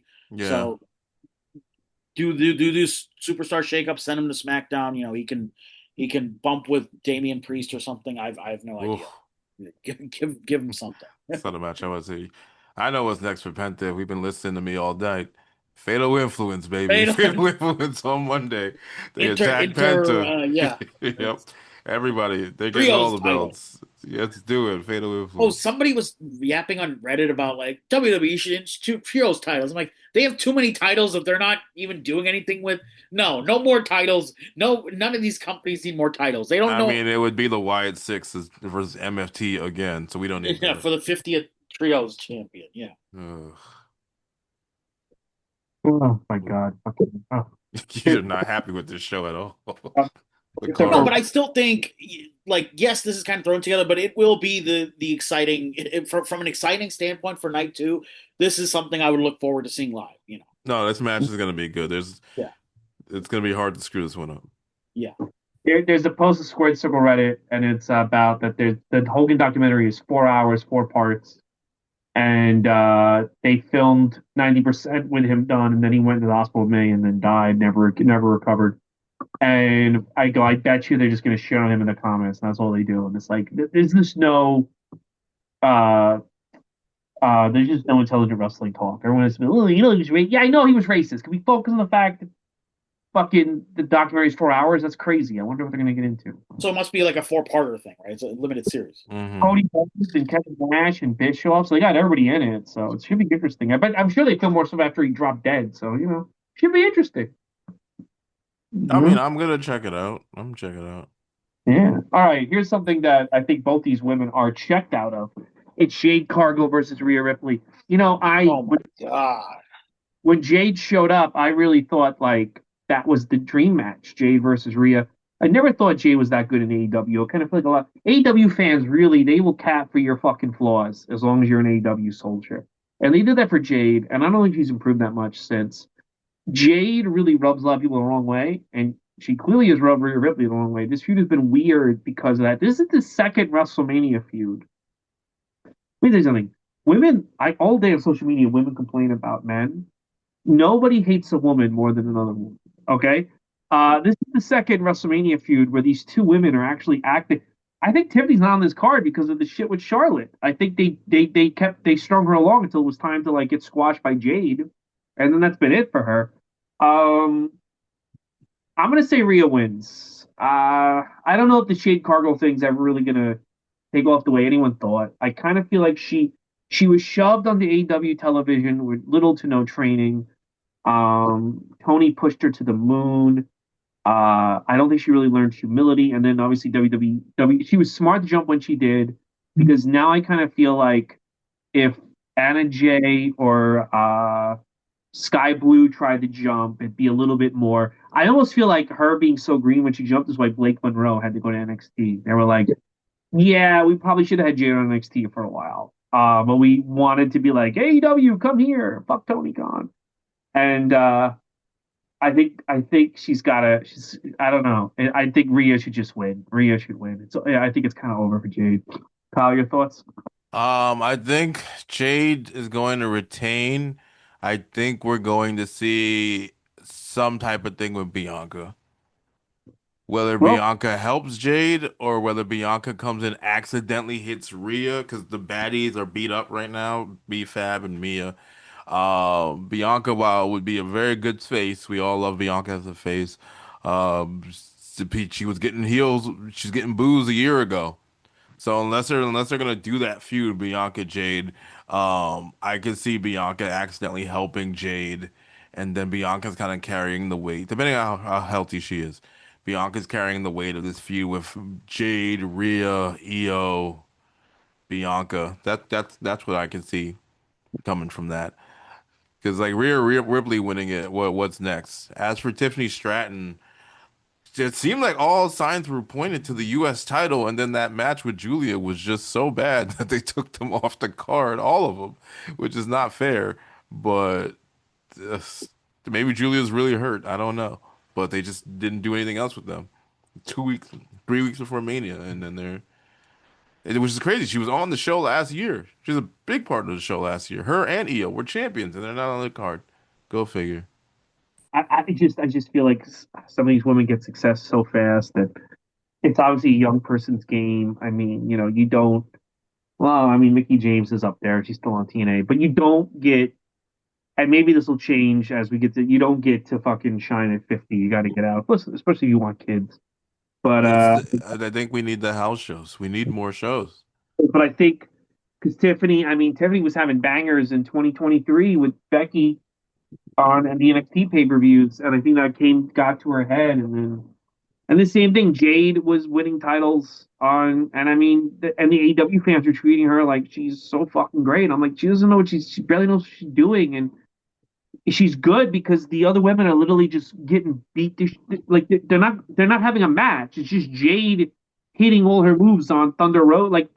If you watch the AEW matches, Jade's just destroying these women. So it's like, yeah, It's obviously, calculated. It's protected. Yeah. Like yeah, she never had to sell, and then as soon as she had to have like a real match in WWE, she fell fucking apart. And her Yeah, best was the one where she just annihilated fucking Tiffany Stratton on Saturday's Main Event a few months ago. Because they again, don't have any. Yeah, she doesn't like to sell. She doesn't like Jade does not like to sell. So they don't have anyone for these people to fight. I know Tiffany Stratton came out and said that she wanted like more interesting storylines because her reign as champion while she won, she didn't have a single interesting storyline to go with it. She was just well, there. Charlotte, but then they got too Well, the realistic. yeah, interesting well, storyline was the yeah, wedding comment, yeah. That made it interesting. The rest of which that build was not interesting at all. I know on Unreal or whatever that it wasn't planned or whatever, but to me that feud was nothing until that comment, and then people actually got excited for it. Then they got the Yeah. Lady Gaga song to the hype video, which that's never happened before. Is having Lady Gaga for a WrestleMania thing like that actually infused people in that match. And while I think the match was a bit long on night one, I still think there was some hope there because of real heat.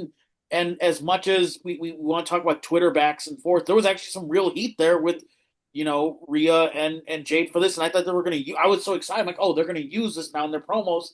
And then I don't know what that promo was where they just went on, they like, we're just going to shake hands. Like the Becky Charlotte thing where they just threw the belts at each other. Like it was just another weird version of that. Like, I still think like I understand Triple H is trying to control the locker room and hey, we can't have, you know, real heat bubbling over. It needs to be nipped in the bud or whatever. But you can still play with real heat and make something out of it. You can get people on the same page.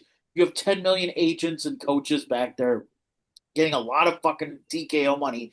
They could have made this a feud that people would have been excited to see because you could have used the real life stuff. You could have made Jade like this bad locker room bully or whatever, and Rhea has to trounce her or whatever, and they could have played with that. And I don't know if they just got scared that we can't have too much chaos or this is too real or someone might go into business for themselves. But I feel like you have enough people there the way they can control this, but maybe they can't. So or maybe the Jade Cargill experiment is over, which is unfortunate because I still want to see Bianca Jade at some point. I think Becky Jade would have been good too. They had a really good moment at that Rumble when Jade Mm. debuted. I still think there's mileage out of Jade. I don't think she needs to go away right away. You could put her with tags. You. I kind of like this faction. A little bit. It elevates people, so there is something you can do with her still. You can keep her protected, but yes, I'm more of the mind that Rhea wins and you can do something there. But I think for Jade, it makes more sense. And it helps the faction if Jade retains. But I think personally, I think we all want to see Rhea win. But from a faction perspective, I think yes, it will elevate the faction if Jade retains. I don't know what you're going to do with that unless Bianca, they're saving it for Bianca, then she trounces. That's the other option. But That's that. Yeah. I kind of like your idea of Bianca not heel turn but cost the victory, and then you get the triple threat between Rhea and Bianca and Jade, and then maybe at some point you finally get the Bianca Rhea singles match that we've been dying to see since fucking For By the way, 5 years as well.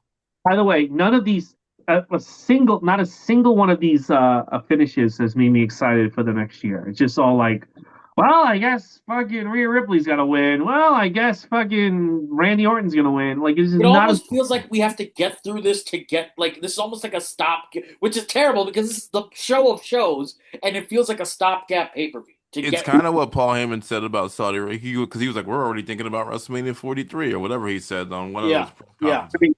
Next week with this fucking At stupid this call. point, yeah, just worry about the fans now that are still I, spending a lot of fucking money. they did not. They did not. Um. Divvy up the matches that good because night two fucking stinks. I mean, I'm the They most of these. they're gonna have shenanigans and Hall of Fame and maybe Oscar EO. I can see I I think can. Cena does something as a host. Cena Hausen. You could do Cena Hausen stuff on. Hmm. Also, let's be honest here. Roman and CM Punk are gonna have like an hour long entrance. Let's be honest. No Those boy. entrances are gonna add another hour. Uh, I think I don't know. I don't. I clocked in Roman's WrestleMania 40 entrance. I think it was almost like 35 minutes. that's insane. Yeah. All right. Up next, we got Sami Zayn versus Trick Williams. I think Trick's gonna win. I think Sami turns heel here though. I think, and this is gonna play into what I think is gonna how the show's gonna end. I think, Sami's been getting booed lately. I think people are kind of like done with him. Um, I think he's gonna turn heel. That's my prediction. So, and I also think that's going to lead the way for what I think might be the finish of the night, or to bring in Kevin Owens, and then they do an evil version of Owens and Sammy as a team. But I think Trick is going to win. And then after the match, Sammy will turn heel. Uh, Kyle, your thoughts? I don't see. First of all, I'm really upset that Carmelo Hayes isn't part of this. This is just Yeah, bullshit. Him and Ilya Dragunov, these guys have carried SmackDown for months with their matches and open challenges. And I don't understand the reward process at WWE. Why they're just like, you know what, we're just not gonna have you on the show. We'll put you in the Battle Royal. Maybe it's the same paycheck now. I don't know, but it's just so disrespectful. If that happened, that's one of those things that you look at and you're like, when's my contract going up? What's going on in Jacksonville? Me personally, if that was me. But it's so disrespectful. As for this match by itself, yeah, I mean, I think they're already trying to plant the seeds that Trick Williams is going to turn face. He's kind of trying to shush Lil Yachty a little bit to try and calm him down from saying too much. It's a So, bit much. yeah, I mean, Lil Yachty's excited to be there. But I think yeah, I think there's definitely gonna be some type of double turn, even if Sammy retains by cheating, and that's how you get your double turn. But there's definitely some type of turn going on. But I would love to see Trick Williams win. It'd be great. But I can see them kind of trying to keep it on Sammy, and you get like a swarmy kind of Sammy. He kind of cheated his way to retain the title. hmm I could see that too. I could see that too. I do think though, like you gotta start elevating the younger guys because I agree. Prateek, your thoughts on this? But I still think losing to Sami Zayn is not like it's not like losing to Brock Lesnar. No, I Like know. he'll be fine. But at the same time, it's like he's been there for like a couple of he's been there for like 47 years, so it's time. 2015 doesn't is a long time. It's a long time. 2014. I'm sorry, Sami Zayn got there in 2014. It's been a He while. got to NXT in 2014. Yeah, main roster was 2016.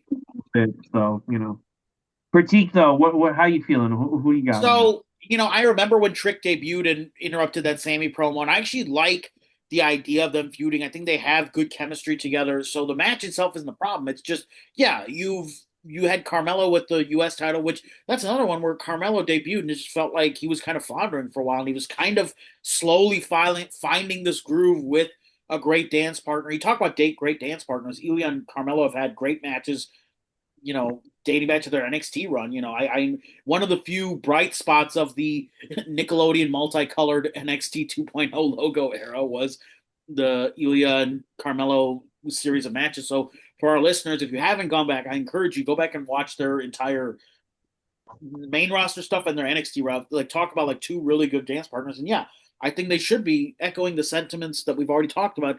They should be rewarded. You could have done some sort of like either you're doing a six pack, you're doing a 6 person intercontinental ladder match. You could have done a fatal 4-way at the U.S. title, and if you really needed to do Trick and Sammy, you could have done a regular singles match between them. I don't think necessarily the match needed the title. I see why some people think they needed it, but I think the U.S. title deserved a bit of a showcase. You could have thrown Ray Phoenix in there. You could have had somebody else in there and done a proper 4-way for the U.S. title and given Trick and Sammy a regular singles match. But I think, given all these factors and the fact that we're not really showcasing, we have all these moments with new stars. Some of them need the win. I think Trick needs the win. I think he's over right now. The win could be better for him. It's his first Mania main event. I think he needs a good showcase. He's on the second night, so while I think storyline it makes more sense for Sammy to win, I'm giving the win to Trick, and I think he's due for big things. So I think a U.S. title run would be good for him. It might elevate him, and I think he needs to win on the bigger stage more than the storyline of Sami Zayn. So you can still have Sami Zayn heel turn or whatever, and I'll talk about what I think you can do with Sammy. But for the purposes of Trick Williams, he needs the win, much like Obafemi. You need these new stars to get big wins in this moment. Even though with some of the other matches we talked about, like, yeah, Rey Mysterio should win the Intercontinental, but that makes sense for a different reason. But for this, Trick Williams needs to win We on the did say Penta as well. It was either or. either or, yeah. But for the purpose of this match, I'm going with Trick, and it's got to be Trick. I think for the purposes he needs momentum right now. I'm going with Trick. Also, speaking of NXT, NXT 2.0 is now starting to air on YouTube, and it's a fun watch 5 years later just to see where everybody has turned up and see how I forgot Tony D'Angelo didn't have a beard. Like Oh yeah, you're just seeing how everybody used to look and how family. weird and awkward it was. So you can start watching NXT 2.0 on YouTube if you are interested. Well, I'm not interested. That makes me There you, sick. there you go. They have I like the other NXT eras, right, on YouTube. Yeah, they have all of them on YouTube. Because I still mm, remember. I don't know if you guys remember that fatal 4-way 60-man Iron Man match that they had during COVID. That was insane. It was like Finn yeah, Balor, that's on YouTube. that match. I wanted to go back and watch that a bunch of times. Yeah, they have all of Black and Gold, so you can watch the Keith Lee, whole Adam thing. Cole trifecta. That was amazing too. People forget that stuff. They don't have the game show ones, but I don't think anyone's crying about that. Yeah. Fire! I want it all. We had it all. Now we have to like Table fucking. for Three they need to put that on there too. There's some good episodes of Table for Three. Yeah, they got. Oh, thank you, Vault. We need you. I guess. Also, where's the Hall of Fames? They're not on Netflix? I don't think yet. No, they've hidden them. This Club one. WWE. Maybe it'll all be in Club WWE. Another membership for us to buy. And I And mean, everyone if there's a place that has one thing, I'll spend $20 on it. Just give I me one hate them place. so much. It's always got something with them. with the previews. We got Yes. the Demon Finn Balor versus Dominic. Now look, I would have said Dominic's got to win this. However, Finn's bringing back the Demon, and that's like a big deal. I wish they didn't tell people at a time he was going to be the Demon. Imagine the pop when he just walks out like that. The I fact that, gotta sell those tickets. yeah, I don't. I guess I think Surprise is sell more tickets, but I'm gonna say now, even though I think it's the wrong move, but I think like to preserve the demon, I'm gonna say Finn's gonna win this. I feel like this is a misuse of Dominic, but it has been building, and hey, we're gonna get the payoff. I'm gonna say the demon wins. Kyle, your thoughts? I think so. I think Finn Balor needs it. He's kind of a dry baby face right now. He's just kind of baby face by circumstance. And Dominic, somebody that whatever's going on with the Judgment Day is not lasting another 6 months. I say this and watch that still happen. The Judgment Day in this iteration is not lasting another 6 months. So this WrestleMania has to be the implosion of the Judgment Day in some way, shape, or form. So Dominic losing could definitely help that out in my opinion, especially with the demon. Mm-hmm. Yeah. Prateek, your thoughts? Same here. Dominic doesn't need the win. He already won last year. He's a heel. He doesn't lose any momentum if he loses. I think he's won a lot of big matches lately. He got to beat John Cena in his last pay-per-view in his hometown, by the way. And What about you? I believe Dominic, while he grew up in San Diego, he currently lives in Vegas. So he already got his hometown win last year at Mania, and that was if you remember, like he won, and then he was leaving the ring, and they told him go back and do the Yeah. face, like, and that was a great moment. I believe no, Ray, you weren't there that night, but that stadium crowd was on board with Dominic getting the win. So to me, he doesn't need this win, but Finn needs a fucking win. Finn has been floundering for a few years now. I don't think even Finn has had. I'm trying to calculate. He did have okay. He had one singles win on Mania, and that was as Demon against Lashley for the IC title. Yeah, I don't think Very he's short had. match, yeah. Yeah, I don't think he's had it because he didn't beat Edge at 39. I know that was the plan, but then I don't know if whatever they decided afterwards. Yeah, Plus, allegedly it was a also, Vince if you McMahon remember thing. that Hell in a Cell, he took like a nasty like gash to the head, and his head got split Hmm. open. It looked terrible. But yeah, Finn needs the win. Demon needs the win. I think Demon will get a good pop. As far as the surprise part goes, I feel like even if they didn't announce it, I feel like inside we all knew it was coming. At one point, Finn had a SummerSlam streak going for those keeping. He had like a 4 He SummerSlam hasn't streak going, been and demon then they gave 2021. it up. But man, that would have been fun for Finn to be treated like the Undertaker and have like another pay per view streak, something cool like that. So Well, they don't believe in him. They hate him. So I guess not. They really don't. Yeah, I think, yeah, everything you said, I think he needs. I know we're like going back and forth between young guys winning, old guys winning, but I definitely think Finn Balor needs a reset. Dominic can move on. Dominic is Teflon right now, but Finn Balor really, really needs this reset, and I hope he gets it. and then I think he should go to SmackDown. Yeah, Finn Balor and Randy Orton, like just God, it's just somebody I that's don't not think they've Cody ever faced Rhodes. each other, if I I'm don't not think so mistaken. either. We could he can get let's squashed. let it happen. Put it on Collision. Let's do All it. right, all right, listen, guys. I'm proud of all the people we got, but we're gonna move now to the main event. Here we go. Preview, and then we got to talk about it. Oh wow, we got CM Punk versus Roman Reigns. To me, this match has the most intrigue out of all of them. This is the one it could go. It could go either way. I am tired of Roman Reigns. He had a big shift in 2020, and it was great. But as evidenced by tonight's promo, he can't find another gear. Like he just has, like he has this gear where it's like acknowledge me, and it's boring. And the guy's always off, and he's bragging now on TV that he's always off. And I don't want the belt on a guy who's always off, even though everyone's always off now. Um, However, I think that they think that him having the belt is good, and I think he's going to win the belt. But I don't think it's going to be just Roman pin CM Punk. My prediction, because Triple H is a lazy bozo, and they had a lot of success with this, Roman is going to reunite the bloodline as heels, where it's going to be him, the Usos, and Sami Zayn, possibly some of the MFTs, maybe all the MFTs. And Roman now will have the Ultra bloodline, and it'll be Punk and Jacob Fatu trying to dismember. Mm, Uh, mm, Lazy, I think that's NWO Silver. that's just going back to the well because you have no fucking ideas and you can't evolve this fucking guy because all he wants to do is say acknowledge me over and over again. But I think they think that Roman's the pits and the bloodline worked, and let's go back to that. And Triple H will act like he's building towards something, and then the bloodline will fall apart, and Jey Uso will just go back to being a face, no explanation. And next year, after 2 weeks of build, he'll be fighting Gunther again at WrestleMania. So, it's just I don't have any faith in them. I would have CM Punk win. I think Roman should just be a special attraction here on out. But I think they're gonna have Roman win. Kyle, your thoughts? Yeah, I mean, hopefully it's not that. One of these two has to turn. Like one of these two has to turn. This may be the match where I can't. I'm so tired of fantasy booking The Rock. Well, this may be the match where you fantasy book The Rock into it. I don't understand unless they were trying to do mind games with each other. I don't understand the promo that we saw on Raw.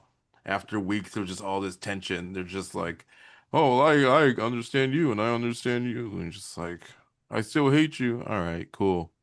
Um, I could see that happening, some type of bloodline. They did do that tease, I think, where Jay Uso was the guy. He did Or it now for weeks. what's You know, up? Was they've it been happening?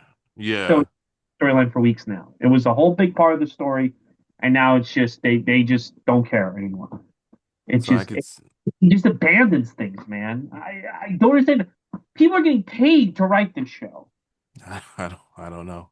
I don't know what to tell you. The only way we would know is if we start writing there ourselves. They do hire comics. They don't keep them, but they do They hire don't keep them. the. They, Well, they, They do. I know one comic's still there. Oh, they good get good for them. they get told. That's what they get. But I don't I think someone has to turn. I don't know who's gonna win. Whoever wins is turning. If Roman wins, he's turning heel. If CM Punk wins, he's turning heel. But Especially with Seth Rollins in the background, because Seth Rollins is gonna want that title. And who does Seth Rollins hate more? Does he hate CM Punk with the championship, or does he hate Roman Reigns with the championship? And I Yeah, think we're gonna go back to that. dude. but if he's getting the shit beat out of him by Gunther and Braun, I don't think he's going to be involved in this just yet. So, Well, he'll still be around in some capacity. I just mean like in the future. That's not gonna go away unless Seth Rollins is on SmackDown. But well, who do I want to see win? I guess I want to see Punk win because I don't want Roman Reigns to be gone for with the title. At least CM Punk is there. yeah, Yeah. I don't like a world where fucking Roman Reigns is the champ again. I just think it's you got to move on. You got to advance. And there's a lot of Unless people. unless they want both of their champions at the Street Fighter premiere holding the world championships, which the way they think sometimes, I can see that being a thing. You know what? You can just make them a belt like they did with Stephanie this week. They just I make them. just saw that belt. Oh Yeah, my God, that's a give me a break. like 8.99. Almost like people are barely struggling to buy gas and groceries, but hey, buy this commemorative The Stephanie McMahon. the problem is somebody buys it, and that's why it's still there. That's If true. nobody bought it, they would go away. But somebody with no common sense buys these things, the big packages or the belts or something. So even if they get like a little bit, they probably make their money's worth. And it's just like, oh, please I stop go to doing the this, guys. and when I've been to like so I went to the Elimination Chamber Superstore and like the one thing there wasn't a big line of was for the belts. I don't know if Chicago's a working class like people were looking at the belts, but no one was really. I saw kids going like they'll get the little mini thing or they'll get the fanny pack belt, which that looks kind of dumb, but whatever. It's selling. I'm not going to say anything. Hey, But I used to love my foam belt. the foam belts were not doing well. But I know the wrestling buddies were doing well. But that's a whole other conversation. I mean, should I get my thoughts on an issue? Yes. Uh, I'm leaning towards because I'm still at this point with Roman Reigns in WWE. I think all of us are just like another. When people ask, I think he was on some podcast and he was just like, "What more can you do now?" And I think we all know the one thing that we'd like to see Roman do, and that's face The Rock, if that's ever going to happen. And so, to me, there is something to the idea of CM Punk turning heel and aligning with The Rock and having this weird CM Punk's been invoking the bloodline name, so this idea of he aligns with the corporate champion as someone who was just raving about the corporate, like it would be a nice little swerve.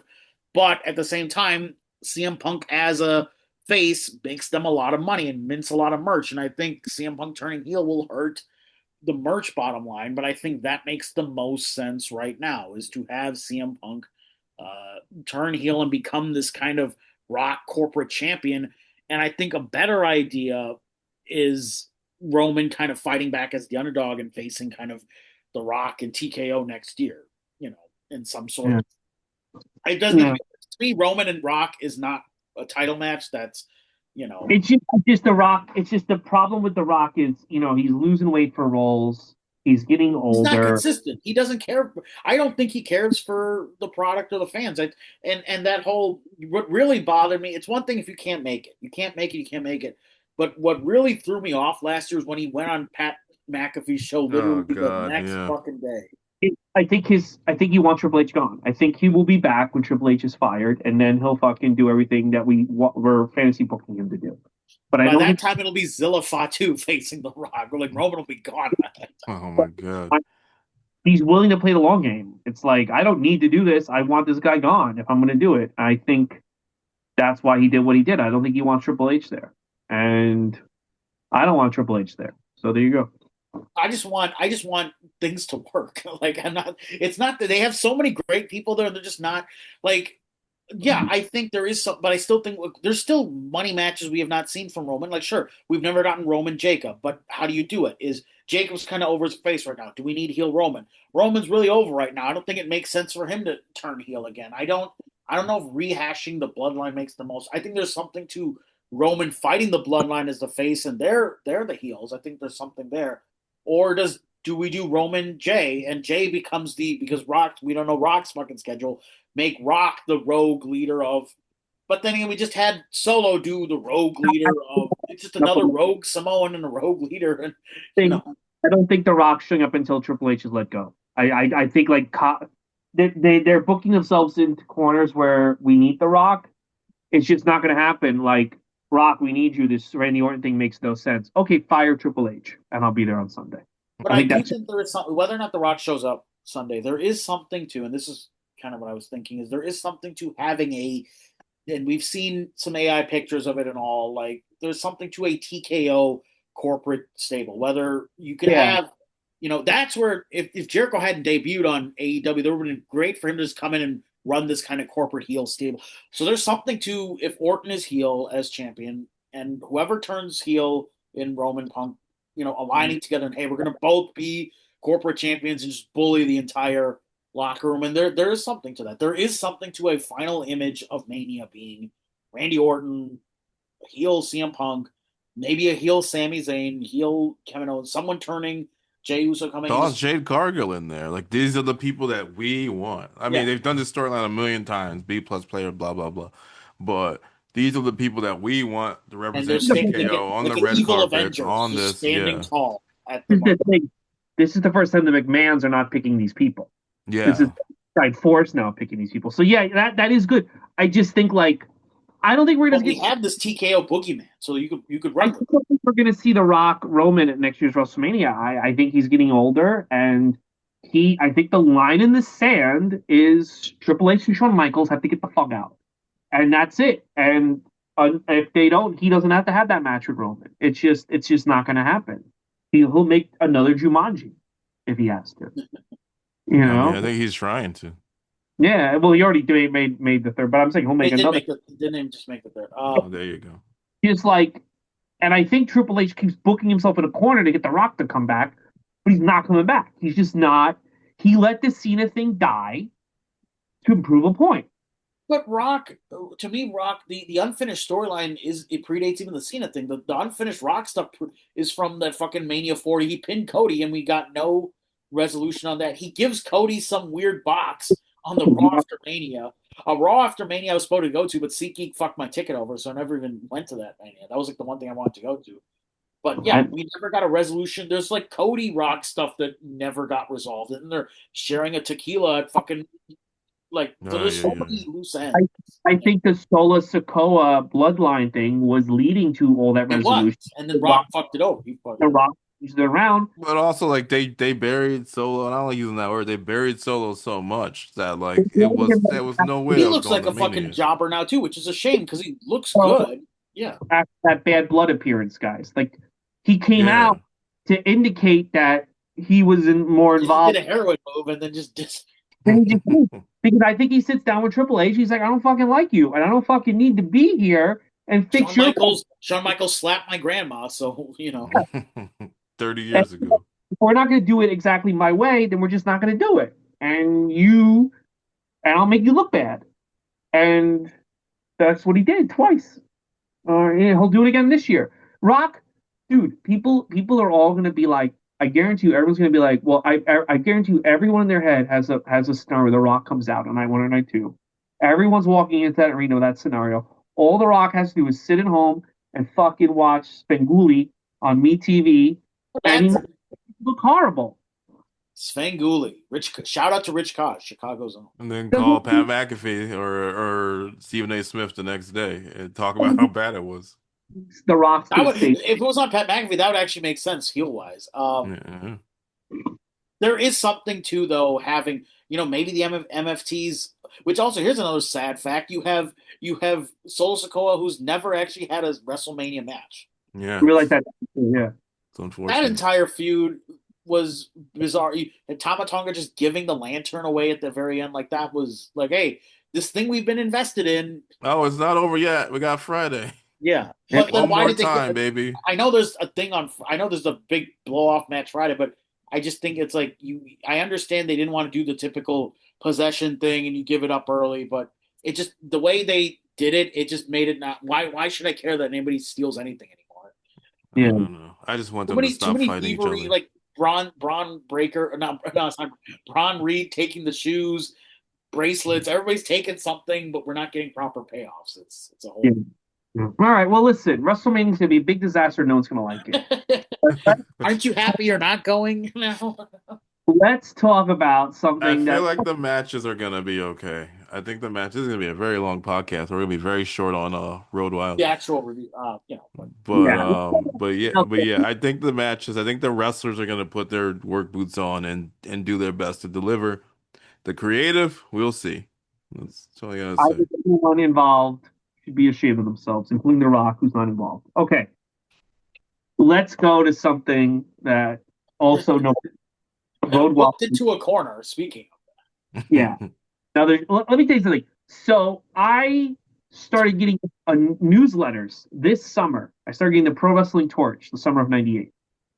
My first issue of the Pro Wrestling Torch. Now, there's no even indication on WCW TV at the point when I got my newsletter in the middle of July that this was the next pay-per-view main event. I think my first newsletter was even before Bash at the Beach '98. And the headline in the newsletter was Jay Leno to main event the of, next pay. And let me tell you something. Not having any hints that that's going to happen, finally getting your insider newsletter, I didn't even know these things existed until like the early summer of '98. And the first headline is Jay Leno is going to main event the next pay per view. I thought they were full of shit, and then it came true. It was the biggest mindfuck because you watch Bash at the Beach, there's no indication that Jay Leno's coming in to be a main of this show. It just sounds insane, especially because and the other thing too is the original idea for this, and it's said in the newsletter, was they pitched this to Conan. They wanted it to be Conan, and Conan said no, so they went to Jay, and Jay's happy to take anything Conan's offered and said yes. But was bigger than Conan at the time. Conan was cooler, Conan but was younger, and I think yeah, they could do more physically with Conan. yeah, they were just worried about Jay's health, basically. yeah. Yeah, I don't blame them. but they went for Conan first. They wanted Conan, and Conan Yeah, was like, which Conan is the wrestler.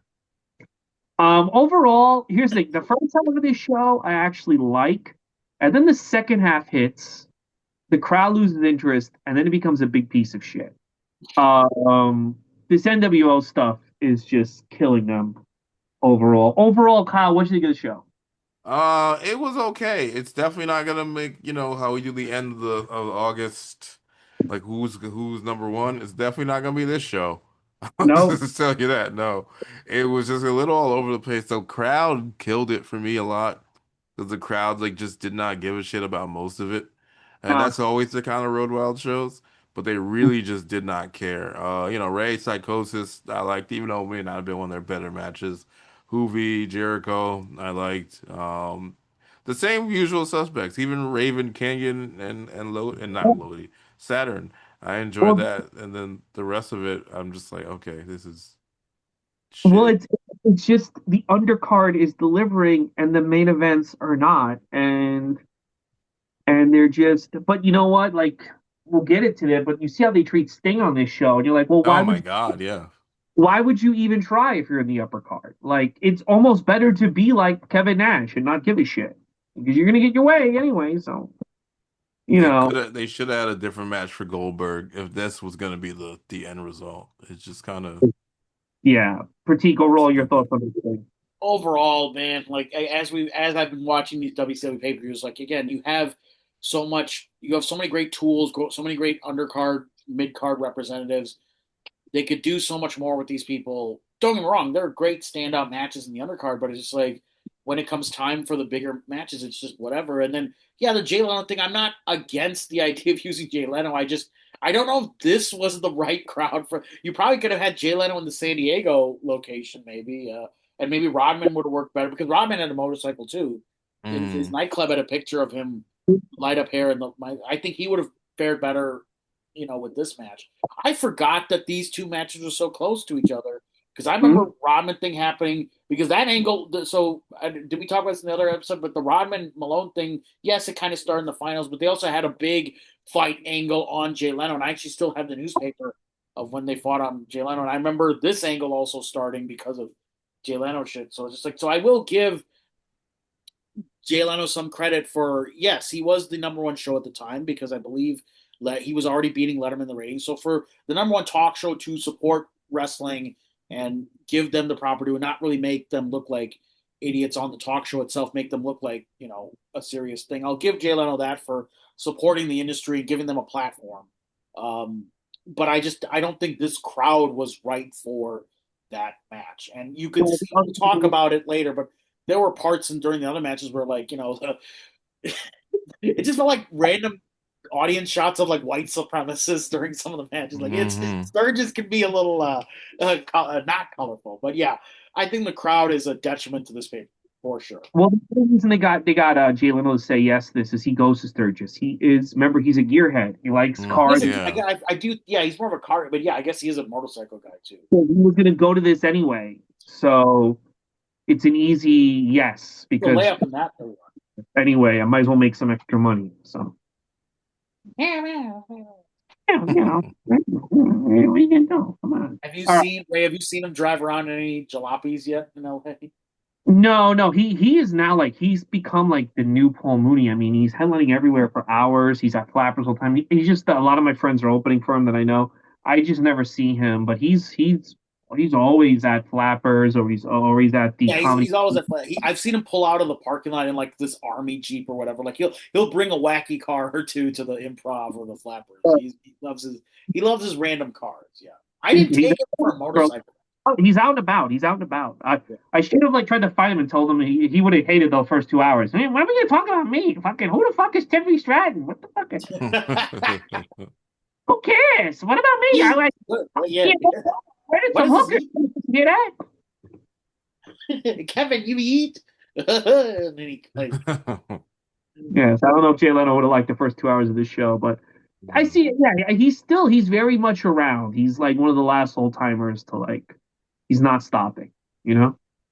He used to when he was on the Tonight Show, he would take weekend gigs. He would take like corporate gigs, like fucking birthday parties and go do yeah. them. Like he's such a workaholic. Imagine working like 5 days a week and then your weekend is fucking 2 Yeah. 3 hours.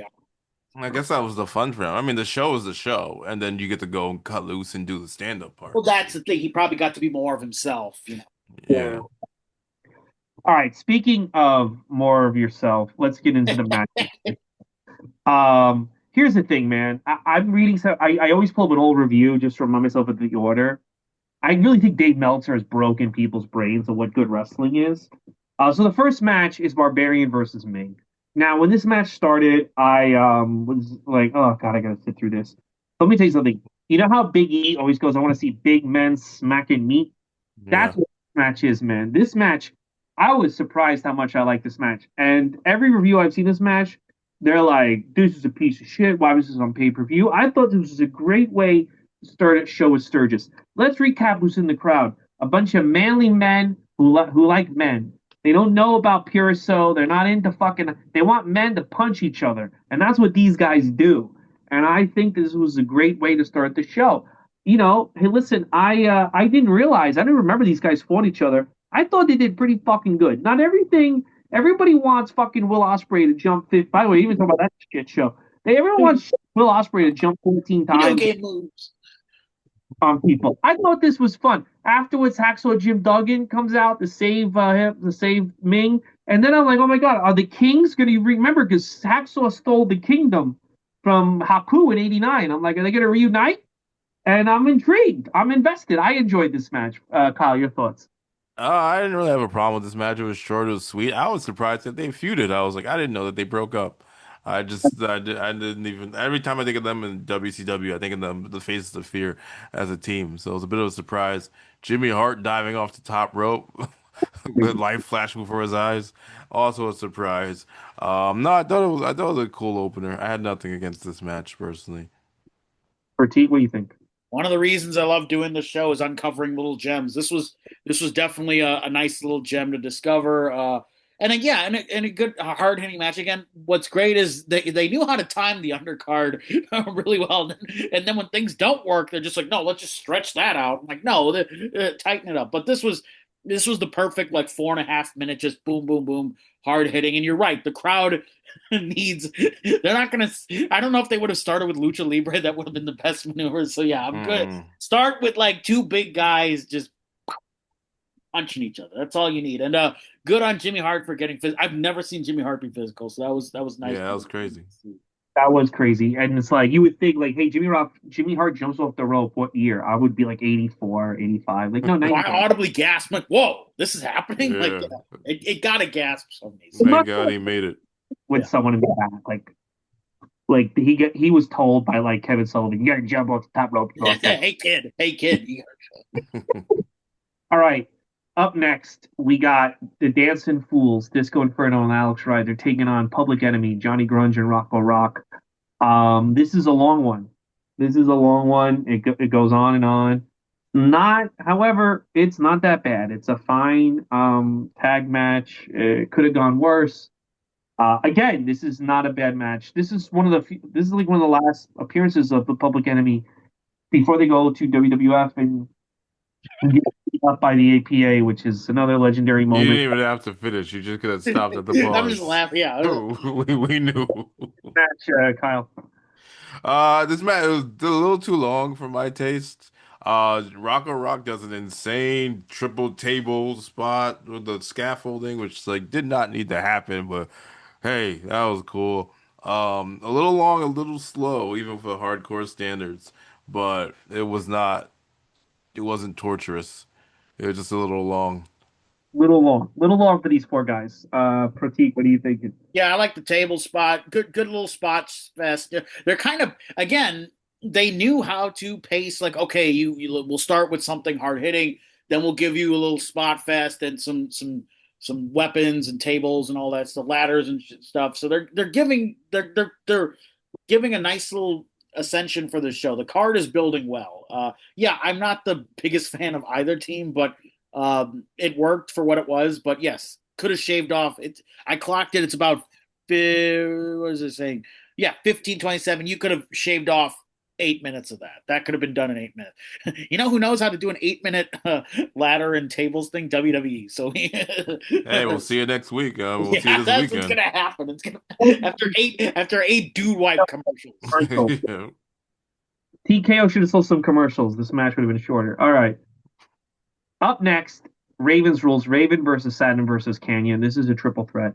These guys go all over the place. These guys just beating the shit out of each other. Here's the problem with this match. The announcers don't seem to be into it. Bobby Heenan's just making fun of it the entire time.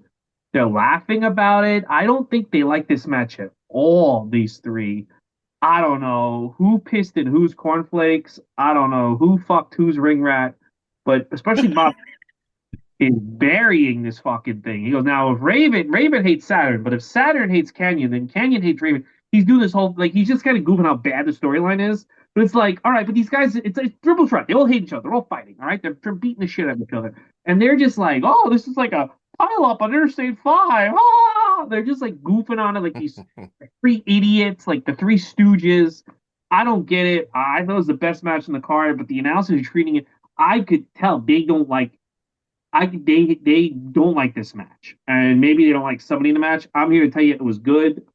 They didn't like. I don't know. Did you guys get the vibe that the announcers did not fuck with this match? That's the vibe I got. I'm so used to WCW announcers just kind of giving up on matches and storylines that it didn't even phase me, but you're probably right. It was fine. They've been doing the same, like they've been doing this feud for a little while, and these three know how to do the hardcore rules. I don't know if this is where the flock starts to like actually like disband, because I know a They, white tank top, the next pay per view. That's the big angle. The next pay per view. yeah, white tank top Kidman is coming soon. Yeah. It's very, There we go. very soon. I'm scrolling. I can't find it right now. Here we go. There's a website. I mean, there's a YouTube, and because you brought up Raven, and people just seem to not like Raven. I don't know if it's character or just him personality. There is a Radio WWF. You can look it up on YouTube. Radio WWF 10/16/1993. I know you were talking about getting the sacred text of the WWF online. Radio WWF was a little before that. I wasn't able to get it on my radio in New York. But on this Radio WWF, it's Johnny Polo and Jim Ross. And Jim Ross, oh, not only keep shitting on Raven, it's got Johnny Polo, but Macho Man talks about the divorce and blames Hulk Hogan on this Radio WWF, this licensed WWF show. So, like, He's also definitely. on steroids, by the way. Yes. So definitely, like, if you haven't listened to that, it's on YouTube right now before they grab Good it little and we deep never dive see it before again. somebody removes it. Because I just had it on, I was like, yeah, whatever. I've never listened to a Radio WWF. I'm sure they're gonna be like, oh, well, what? And this is the rest of the interviews. Razor Ramon's like, I'll fight Bret Hart, and Yeah, this one is like very real and very hard. the original podcast, basically. Yeah, you're just like, oh shit, okay, oh boy. But yeah, no, people don't like Johnny. So I'm trying to say, people don't seem to like Raven for Yeah. whatever reason. Because Jim Ross was really mad at him there. They seem to not give a shit about him in WCW. I thought he was awesome, and this match was way better than what we see much later on. Yeah, but I don't know. Maybe he stole Bobby Heenan's toupee. I don't know what's going on. Prateek, your thoughts on this thing? Yeah, great triple threat again. Like, um, I know I forget the other paper we had where there was a triple threat. I think I forget if it was Super Brawl or something. But yeah, like they know the mid card knows how to pace a triple threat. I think this is a great example of a triple threat where it's a good car wreck. They're using the stage well. I'm a fan of the old school stage, and I'm a fan of brawling into the stage area. I kind of like that this is outdoors, and I do think WWE, or if they don't want to try it with WWE, maybe NXT, but bring back like outdoor pay per view. Like just do a smaller Yes. card. Well, they're already doing five matches on a card anyway, but bring back an outdoor pay per view. I think there's something to that energy, and it kind of works for like a Falls Count Anywhere or like something where you can brawl out into the audience. I think it looks good, especially with the light and the sunlight too. So yeah, this was great. This probably could have benefited from the few extra minutes. Like you could have taken extra minutes off the last match and thrown them on this. And also the other great thing about for me is I'm discovering how great Saturn was. I guess I just wasn't really aware of how good Perry Saturn is, but he's been good in these WCW matches that I'm getting to watch as part of this podcast. So if you haven't watched this pay per view, please check this out. This is a great little. Again, there's some good gems on this pay per view, and I think our listeners should check it out if they haven't done so. This is definitely worth your time for sure. Yes, this is really fun. All right, up next. This I got excited when it was on because they had my match of the year in 1996. This was not as good. Psychosis versus Rey Mysterio Jr. I was very excited about this, and it's fine. It gets the job done, but they don't seem to be like going as hard as they did in '96. They seem to really slow down. Also, I do think they got the vibe the crowd doesn't give a shit. I would not be surprised if Raven and Canyon and Perry Saturn got to the back, and they were like, nobody cares what we're doing, and we're all fucking now we all got to go to the hospital. And Ray and Psychosis were like, let's ease it down a little bit because we're not going anywhere anyway. They're not pushing us. So I would not be surprised if they ease it down. It's still a great match. It's still like these guys are still killing each other. It's just not at the level of what they were doing 2 years before. And it's so funny because I saw this. My friend taped this. I watched it. So it was a Saturday. This one I watched it on a Sunday, and I thought like, wow, Rey Mysterio's like losing a step. I could, and I really thought like, dude, by the end of '99, I thought he'd be like retired by 2001. It would just be like this 4 year career. Look where he still is. But The I was, next Intercontinental Champion, baby. oh, he's lost a step the last 2 years. But I don't know. It was fine. It wasn't like the worst, but it wasn't the greatest. What do you think, Kyle? No, it's one of those things when you have such a high bar, especially those two, that when you don't achieve that high bar, it's still not bad, but it's not what you were expecting. Because I felt the same way. I was like, oh, well, first of all, I was like, oh God, Psychosis is losing. But then I was like, oh, well, at least it's gonna be a really good match. And it was fine. Like the crowd, some of the people were chanting boring. They just were not that into it. And I'm just like, these two boring? No. Rey Mysterio did just come back from knee surgery, so I'm sure that that plays a factor. He's a little bit more safer, trying to not blow his knees out from just coming back. I didn't even realize he lost the Cruiserweight Championship that he won fucking last month. That's how fast WCW moved with their titles. Because now he's in a number one contendership match for the Cruiserweight Championship. We just saw him win a few weeks ago. But yeah, it was not their best. Not an egregious, terrible match, but not the best from those two, which hurts Dude, to say. 9 hours of TV to fill every week. They had two Yes. hours of Saturday night, 2 hours of Thunder. That's four. Five, six, seven. Oh no, eight, eight. It's more like eight. 5, 6, 7 hours with Nitro, and then WCW Worldwide. So that's 8 hours of TV they had to fill, and they didn't even have a separate roster. So they had to like change some titles around sometimes. Yeah, I know they did. I just don't remember. So when we were watching them month to month, so I'm like, wait a minute, now this person's the TV champion? Okay, where'd Finley go? That's just kind of what happens.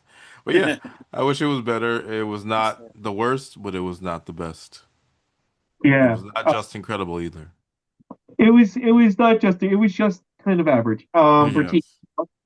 Yeah, not as good as the '96 outings. I remember in the lead up to Ray's Hall of Fame, I went back and was doing a deep dive on '96 stuff, and yeah, the '96 Psychosis Rey Mysterio match is great. This definitely, I do think. I mean, I'm not saying you have to blame the crowd, but I do think the crowd does bear some responsibility here. The boring chants were not necessary because there's still some great spots here. I'm trying not to assume there's some racism there, but maybe some anti. Ray does get him. There's a couple rally spots where he does get him, but man, like it doesn't have the fervor of a true Rey Mysterio WCW. I think we hold him in such high regard, and not everything can be a 5 star. But yeah, I almost wonder if this is something where combination of crowd and also just it's a long card. I wonder if this would have been better on TV maybe or something. But yeah, and also like you said, Ray is coming back from injury, so maybe he's playing it a little safer than usual. But again, I don't want to take anything away because Ray, does some really death-defying stuff in this match as well. There's definitely some scary moments, but man, not their best outing, and with the crowd too, the energy. I think a bloated card also. I think this could have been either saved for TV or they could have done it another way, or maybe done on a different paper. I don't know. Just I something just was think that this crowd, it was a mistake to shove all your top stars in one match, which is what they do. I think yeah. that this crowd is not. These people are not. I mean, regular fans aren't going to give Brian Adams versus Steve McMichael a chance. You think these people are like No, as you're we'll see. you're Mhm. dragging out? But even like Psychosis or Rey Mysterio, I mean, like I barely like most people don't know who these fucking guys are, and now they're out there for 14 minutes, and it's like these people like they're just there, but they want to see Hogan, they want to see Savage who's injured, Sting, fucking Scott Hall. They don't want to see these fucking guys. Goldberg should have had a proper instead of being thrown. Well, we'll get to that. It was like so I don't blame them, but also it's like these are all like these are not even casual fans. These are people, and I think half of them were there to see Travis Tritt. They were not even there to Yes. There's go he has a mini. It's before. No, it's after the pay per view, right? after. Yeah, yeah, yeah. I was annoyed my friend didn't keep recording the trash shit. God, well, I want the pay-per-view complete, and I don't think anyone kept recording for the Travis Drew, and they ordered the pay-per-view. I would have if I'd Oh, ordered it's included. Oh, you get it as part of the pay-per-view. It's a double taping. Yeah. the show when you ordered it, and I was pissed. I'm like, no, I want the whole pay because I thought like, well, what if something happens after the Travis Tritt concert like that? Another match. No. Oh God! All right. Next up, this is where the fucking show falls off a cliff. Chavo Guerrero versus Stevie Ray for the TV title. Chavo's doing the goofy thing. Stevie comes out. Um, Eddie Guerrero has to interfere. Again, like they just did this match. Nobody cared. Now you're doing it in front of nobody. Nobody cared. These two aren't good together. This stinks. This stunk. I hated this. Kyle, your thoughts? Terrible. No notes. Terrible. That's it. And you get the same thing for the next one. I'm gonna use the bathroom, but that's the same thing. Steve McMichael, Brian Adams, terrible. That is a double for Keep in mind, both. yes.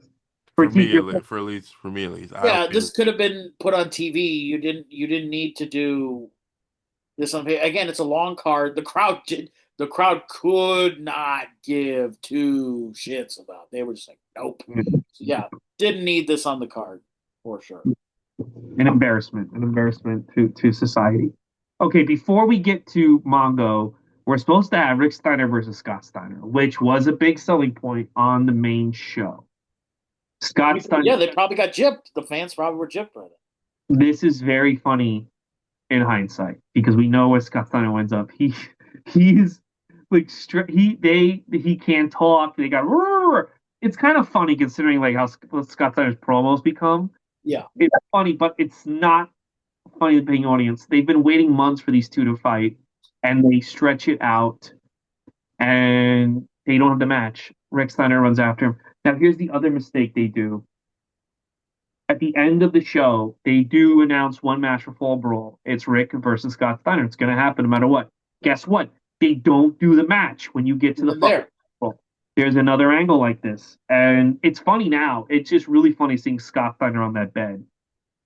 It is funny now in hindsight, but I don't think it wasn't funny back then because people wanted to see this fucking match and people paid $30 and you do this and it's just like, and then like, well, we're gonna make up it next month. And no, we're not. We're gonna do the same bullshit. It's just really disrespectful to the people who are invested in the Steiners. What do you think, Pratik?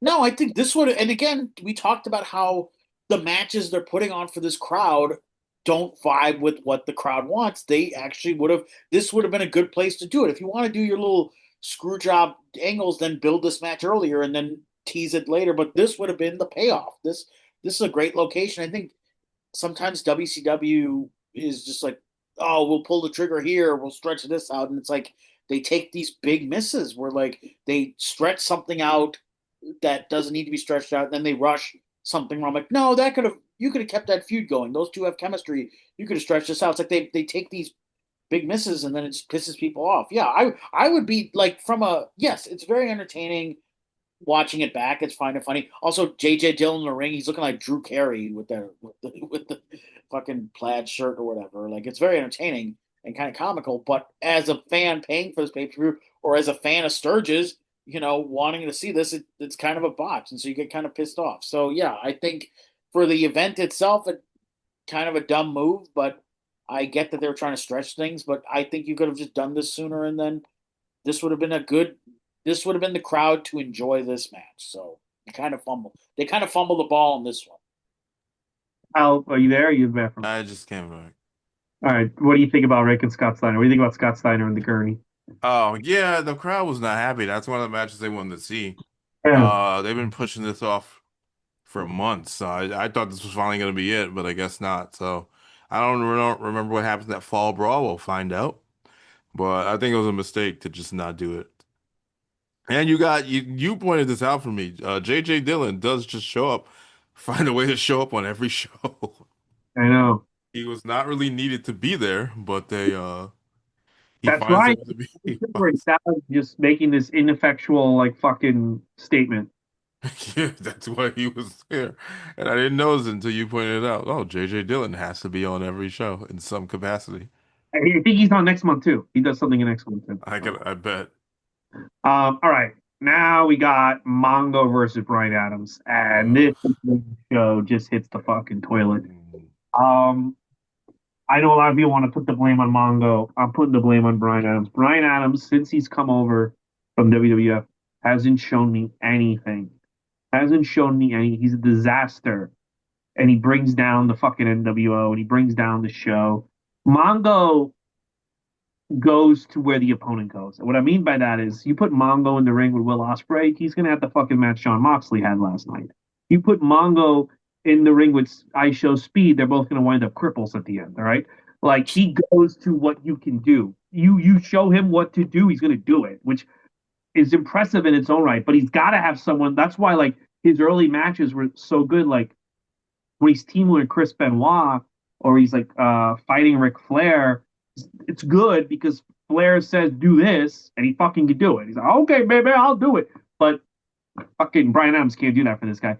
Uh, Mongo wins and he says he's going to bring back the Horsemen. So they're teasing Flair without actually teasing Flair. I guess that's all right. And fucking thing sucked. Brian, and again, I'm not blaming Mongo. I'm not because I'm gonna tell you. I'm gonna tell you. If Mongo ever got in the ring with Will Ospreay, Dave Meltzer would be ejaculating because he will hold. If you show him what to do, he's gonna do it. But fuck you, fucking Crush. What a piece of shit. Kyle, your thoughts? Not going that far, but yes, Crush probably should have been the leader on that one. And that did I don't know what happened there. I mean, all the Crush that we have seen on this show since I've been on this show has not been good, and it's very heartbreaking because I loved Crush. I loved Crush. He's in the 2K DLC this time. They added Demolition Crush, but Oh, you beat the maybe they'll make you pay for the Kona Crush and the Brian Adams Crush, but. no one will pay for the brand. They'll be like, you got to pay me for the Brian Adams No, Crush. it's the Persona card thing that they do. They do with the My Faction, and you gotta. People are weird. Anyway, yeah, it was not good. Not good. Like I agree with your sentiment. You put Mongo in there with someone who knows how to really, really like work, get him there, it'll be fine. I think at that point, 98, 99, before Chronic becomes a thing, Brian Adams was kind of just lost in the sauce, and he's I don't know if it's injuries, if it's substances or what. He's just not there, and it No, shows.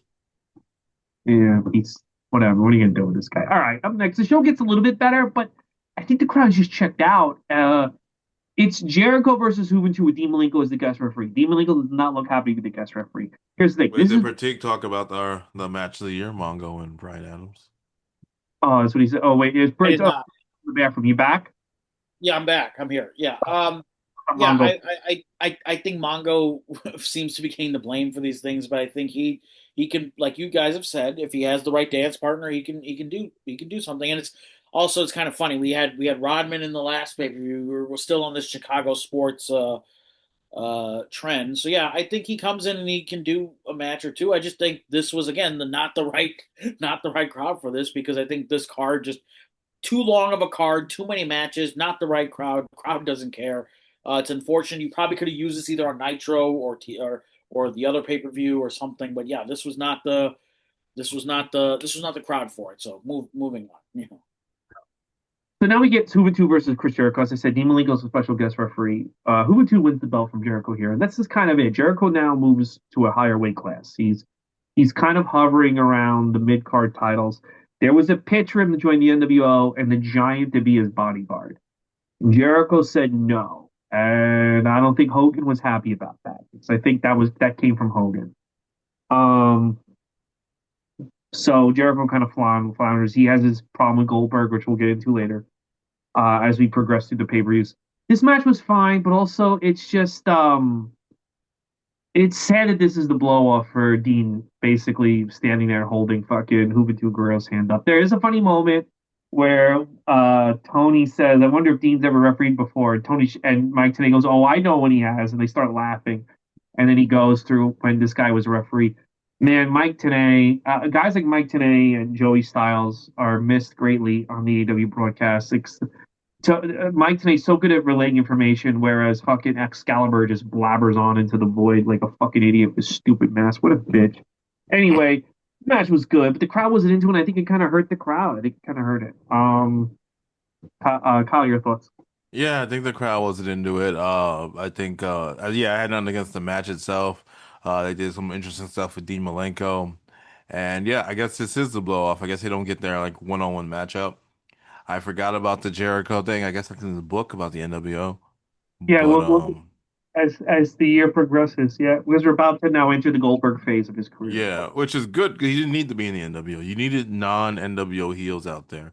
I know they probably wanted another body to take bumps and do all that, but you needed some non-NWO heels. That's why Raven and Jericho stand out so much because they weren't Exactly. one of the 50 people in the NWO. So he made the I think he obviously he made the right call. But yeah, I thought it was a good match. Good for Juventud. Gets the push of Juventud continues since losing his mask. I like that. And no, it's probably one of the better matches on the card, even though the crowd does not seem to care. No, the crowd needs to critique your thoughts. Yeah, the crowd just wasn't in this match. Wasn't into this match. I enjoyed it though because I've been trying to go through. I didn't really watch much of Juventud growing up, so it's been good to kind of see his kind of story, kind of like the little arc he's had since removing the mask.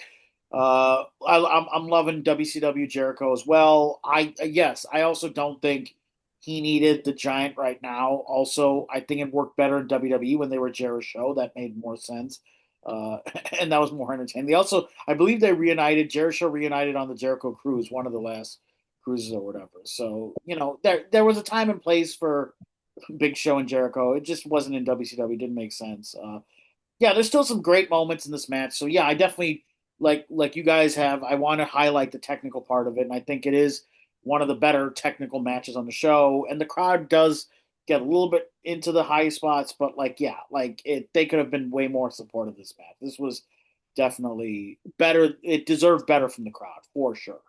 Speaking of the Jericho Cruise, I heard a rumor that like the Fozzy shows are mandatory. I don't I think know. that was They're mandatory? no, I think that was the guy who posted that was fucking with people. Oh, okay. Okay. I mean, I That feel like they also there's not a ton other stuff happening at like 8 p.m. at night whenever there's so you they kind of probably it's in your interest to go. I don't know. I could take a nap. I'm good. You take it. I'm gonna use the pool when nobody's there. Yeah, Exactly. you use the pool, and you can hear Jericho lip sync in the corner, anyways. Exactly. I'm good. I'm not going on that cruise anyway. I've seen them. I went to Fozzy Live because of a venue where we did comedy in McHenry, Illinois. They were like, "Yeah, we're having Fozzy come through." I'm like, "Hey, can I get a? Can I?" I said, "I'm not paying. Can I sneak in?" So I snuck in. Yeah, it was fine, but Jericho clearly either his voice has issues or something. He was doing a lot to hide behind not singing. Like he would cut away, or he would lip sync, or they would have the backing track, or he would kind of like sing the lyrics and then somebody else would kind of sing. Like it was he was very much an afterthought in its his band. So very They put on a good. This was 2013. They put on a good show. I went once when I was doing busted open stuff, and I enjoyed it. Uh, one quick Jericho tangent. I feel bad for him because he's back in AEW. I'm sure he's happy, but I think he's trying to recapture the Judas, and nobody wants to sing it anymore. It's like when you're like forced to do the Pledge of Allegiance at like at school. Everyone's just like, whatever I become, because they were Judas is over it. my mind. They were ready to leave. They were ready to put it behind them, and he came back. So now we're gonna have 2 more years of this. It was now, it's a 2 year deal. He's a multi-year deal, which I always Oh assume is two boy. years. uh, Uh, just fucking retire. Anyway, He will I with figured like, AEW. oh, I can't get a good deal at WWE. I come back and retire Wembley because Wembley makes sense. You can play, which means Wembley will have to sit through Judas again. Oh boy, maybe they'll sing it. Thinking of this last thing, my favorite thing is Mystico trying to get everyone to sing his song, but we don't know Spanish. And he keeps trying to get everyone to sing it. He points to people, and I was like, Hey, I don't fucking know the song, man. It's a good song, but I don't know Spanish. yeah, Oh, good for him. fucking hilarious. All right, here we go. Here we go. Here we go.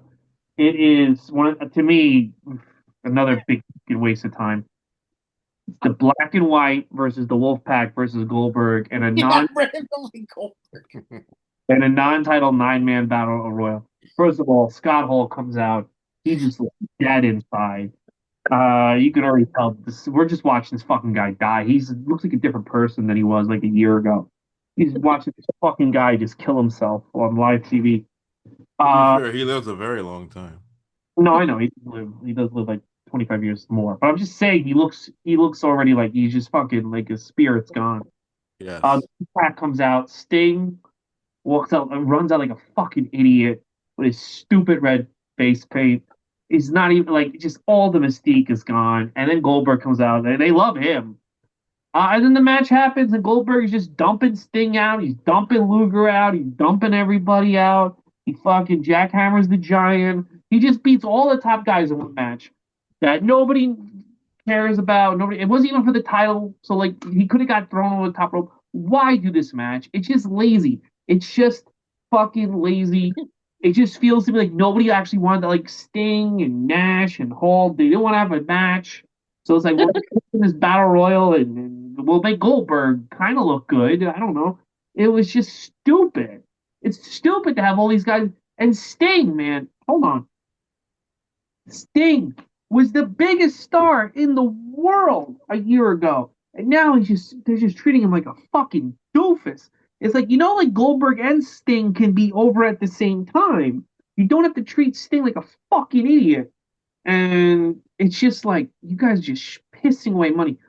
Just one of the most counterproductive. And this doesn't even do anything. Like there's no advancement in the NWO storyline after this. It just doesn't do anything, and it's horrible. I hated it. Kyle, your thoughts? No, not a good match. Sting going out so anticlimactically was just shocking. Like I'd rather him not be on the show. Yeah. Seeing Hall and Nash go out, I was like, oh, they didn't want to work. I got it. Like, going out the first two, I was like, they didn't want to work today. Fine, whatever. I don't care that much. But seeing Sting go out so just lazily is probably the worst part. Luger as well, but mainly Sting. Sting, like you said, Sting. I mean, April he was the champion, and now we're in August, and it's just like a completely different person. He and Kurt Hennig are on the same page, at least on this pay per view, and that should not be. They had when do they? No, that's Goldberg DDP. Goldberg and Sting face each other eventually, right? I can't remember. But the thing, they wrestle on a Nitro, and then they wrestle at Slamboree next year, and then they also I have was gonna some. Oh. say, yeah, it was either Slamboree or Bass. I couldn't remember which And paper. one of them's a heel. Sting's like the heel. That's like heel Yeah. Sting. Cool. Anyway, really big weird waste of Sting. I don't know if he was going through the personal problems at that time. 'Cause I know he takes a break like pretty soon, grows that nasty looking goatee, but he takes a break. Yeah, maybe he just needed to go. Maybe everyone was just burnt out, and that's why they did this match. But I didn't like it. I thought it was a waste. Could have had Goldberg squash somebody and got the same result. No, I know, and he could have just fought. It could have been him versus the Giant one on one, but Yeah. it's it's rough. It's not good. Prateek, your thoughts? Yeah, this was definitely you could have had a Goldberg one-on-one moment instead, or you could have had like a six-man tag or something between the two factions. But this was just a mess. This was like somebody just took their action figures and threw them in a washer dryer. Like this was. I think the one thing I'm realizing, like growing up, I always remember the good parts. You always remember things better in your childhood. I remember the cooler parts of Sting. Going back, I'm like, man, just going through these pay-per-views. I'm like, I forgot how much of an idiot Sting looks and some of these things like this, and it's a shame because he's so over and just again we don't know the backstage stuff. I know we've heard stories and all, and yeah, I wonder if half of this match was designed just like, oh, we're hungover from partying at Sturgis, so let's do something kind of quick and safe and just everybody's there. We're here. We want to get paid. It's almost like it's we're because earlier we previewed Mania and we talked about haphazard booking. This feels like just not giving a fuck booking. This feels like we're just throwing things at the wall because we got to go back to drinking and playing cards and just pure chaos. Oh, Yeah, Scott Norton looks like Braun Breaker for sure in this clip. Like, Oh no, it's not Rick Steiner's child. but yeah, yeah. and it's a shame because the crowd is really Goldberg got the best reaction of the night. The crowd really exploded for him, so you could have done a better showcase for him. It just not necessary. Definitely low light for me on this paper for sure. All right, let's go on to it's a light on the pay per view. I don't know if it's a low light or a highlight, but it's a light. It's Hollywood Hogan, Eric Bischoff versus DDP and Jay Leno. Um, Jay Leno did pretty good. My problem with this match is, also, by the way, Warriors debuted. They don't mention him. Why would you mention him? He debuted already? Yeah, Wow. don't mention. It's so weird. So,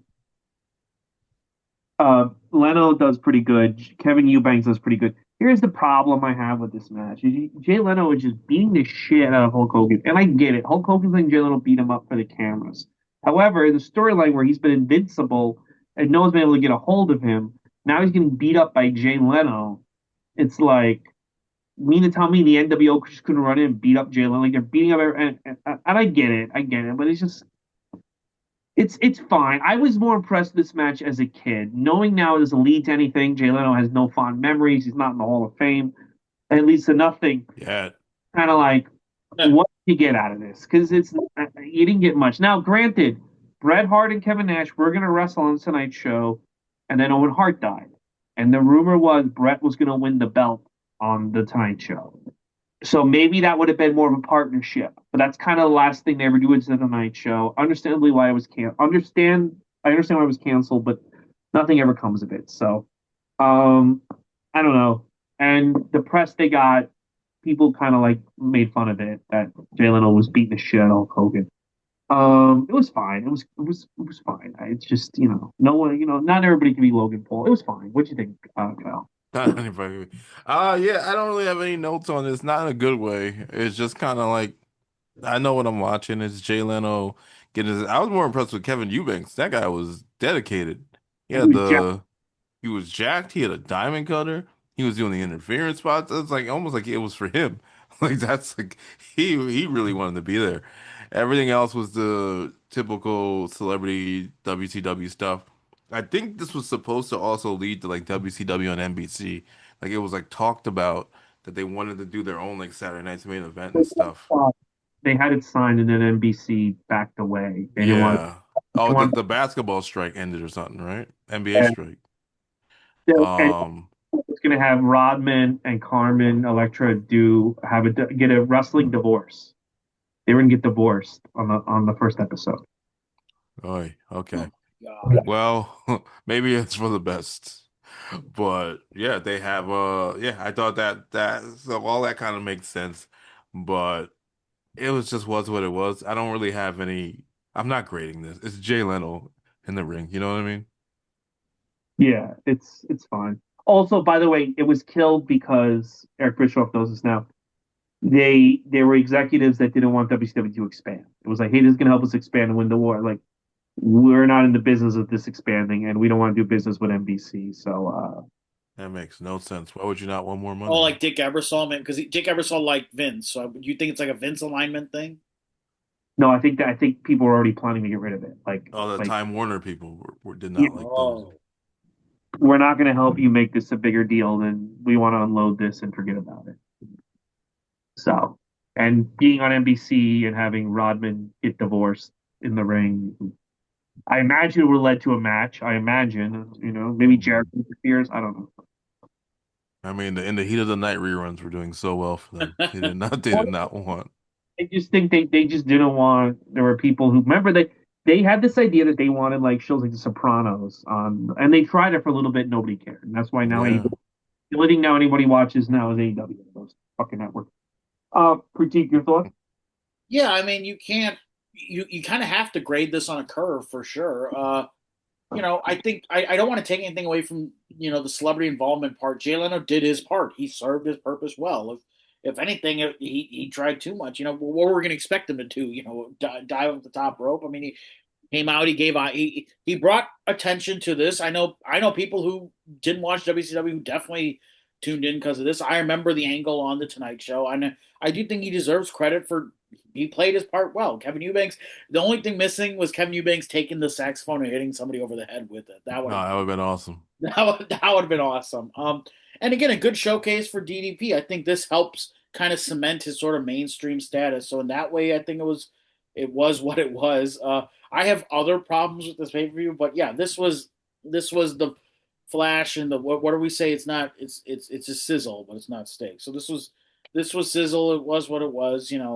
There's way more egregious things that have happened on WCW pay-per-view main events. So Yeah. this was what it was. It's I would say, unless you're a big Jay Leno completionist, uh, avoid this show. It's there's other things to bet, but there's better ways to spend your time. Kyle, what you thinking about this? Same thing. Honestly, you don't really need to watch this show. It's even the cruiserweights, even Juventud. There's not really any. Yeah, like you want to see a celebrity match. This one is on YouTube. I will say that you didn't have to go to the archives. This one's on YouTube as well as Fall Brawl '98 is on YouTube. So Lost, that's one. what happened? Yes, I know why, but they're on YouTube. But they're on YouTube. They I told do. you I want a guy on my show. I'm Jay Leno. They they do mention Benoit and they also uploaded that weird WCW reboot where like Bischoff, the New Blood, the beginning of the New Blood Rising, the New Blood group, and Mm-hmm. they don't cut out Benoit's name. So He's saying okay. it can't show it. I mean they're still not showing him, but at least sometimes they cut his name completely out. So who Yeah. knows? Who knows? It changes by the day. But no, All right. don't watch this one. Watch Heatwave again. All right. Wow. 28,000 views already for that episode of Nitro that they uploaded, which that's more views than it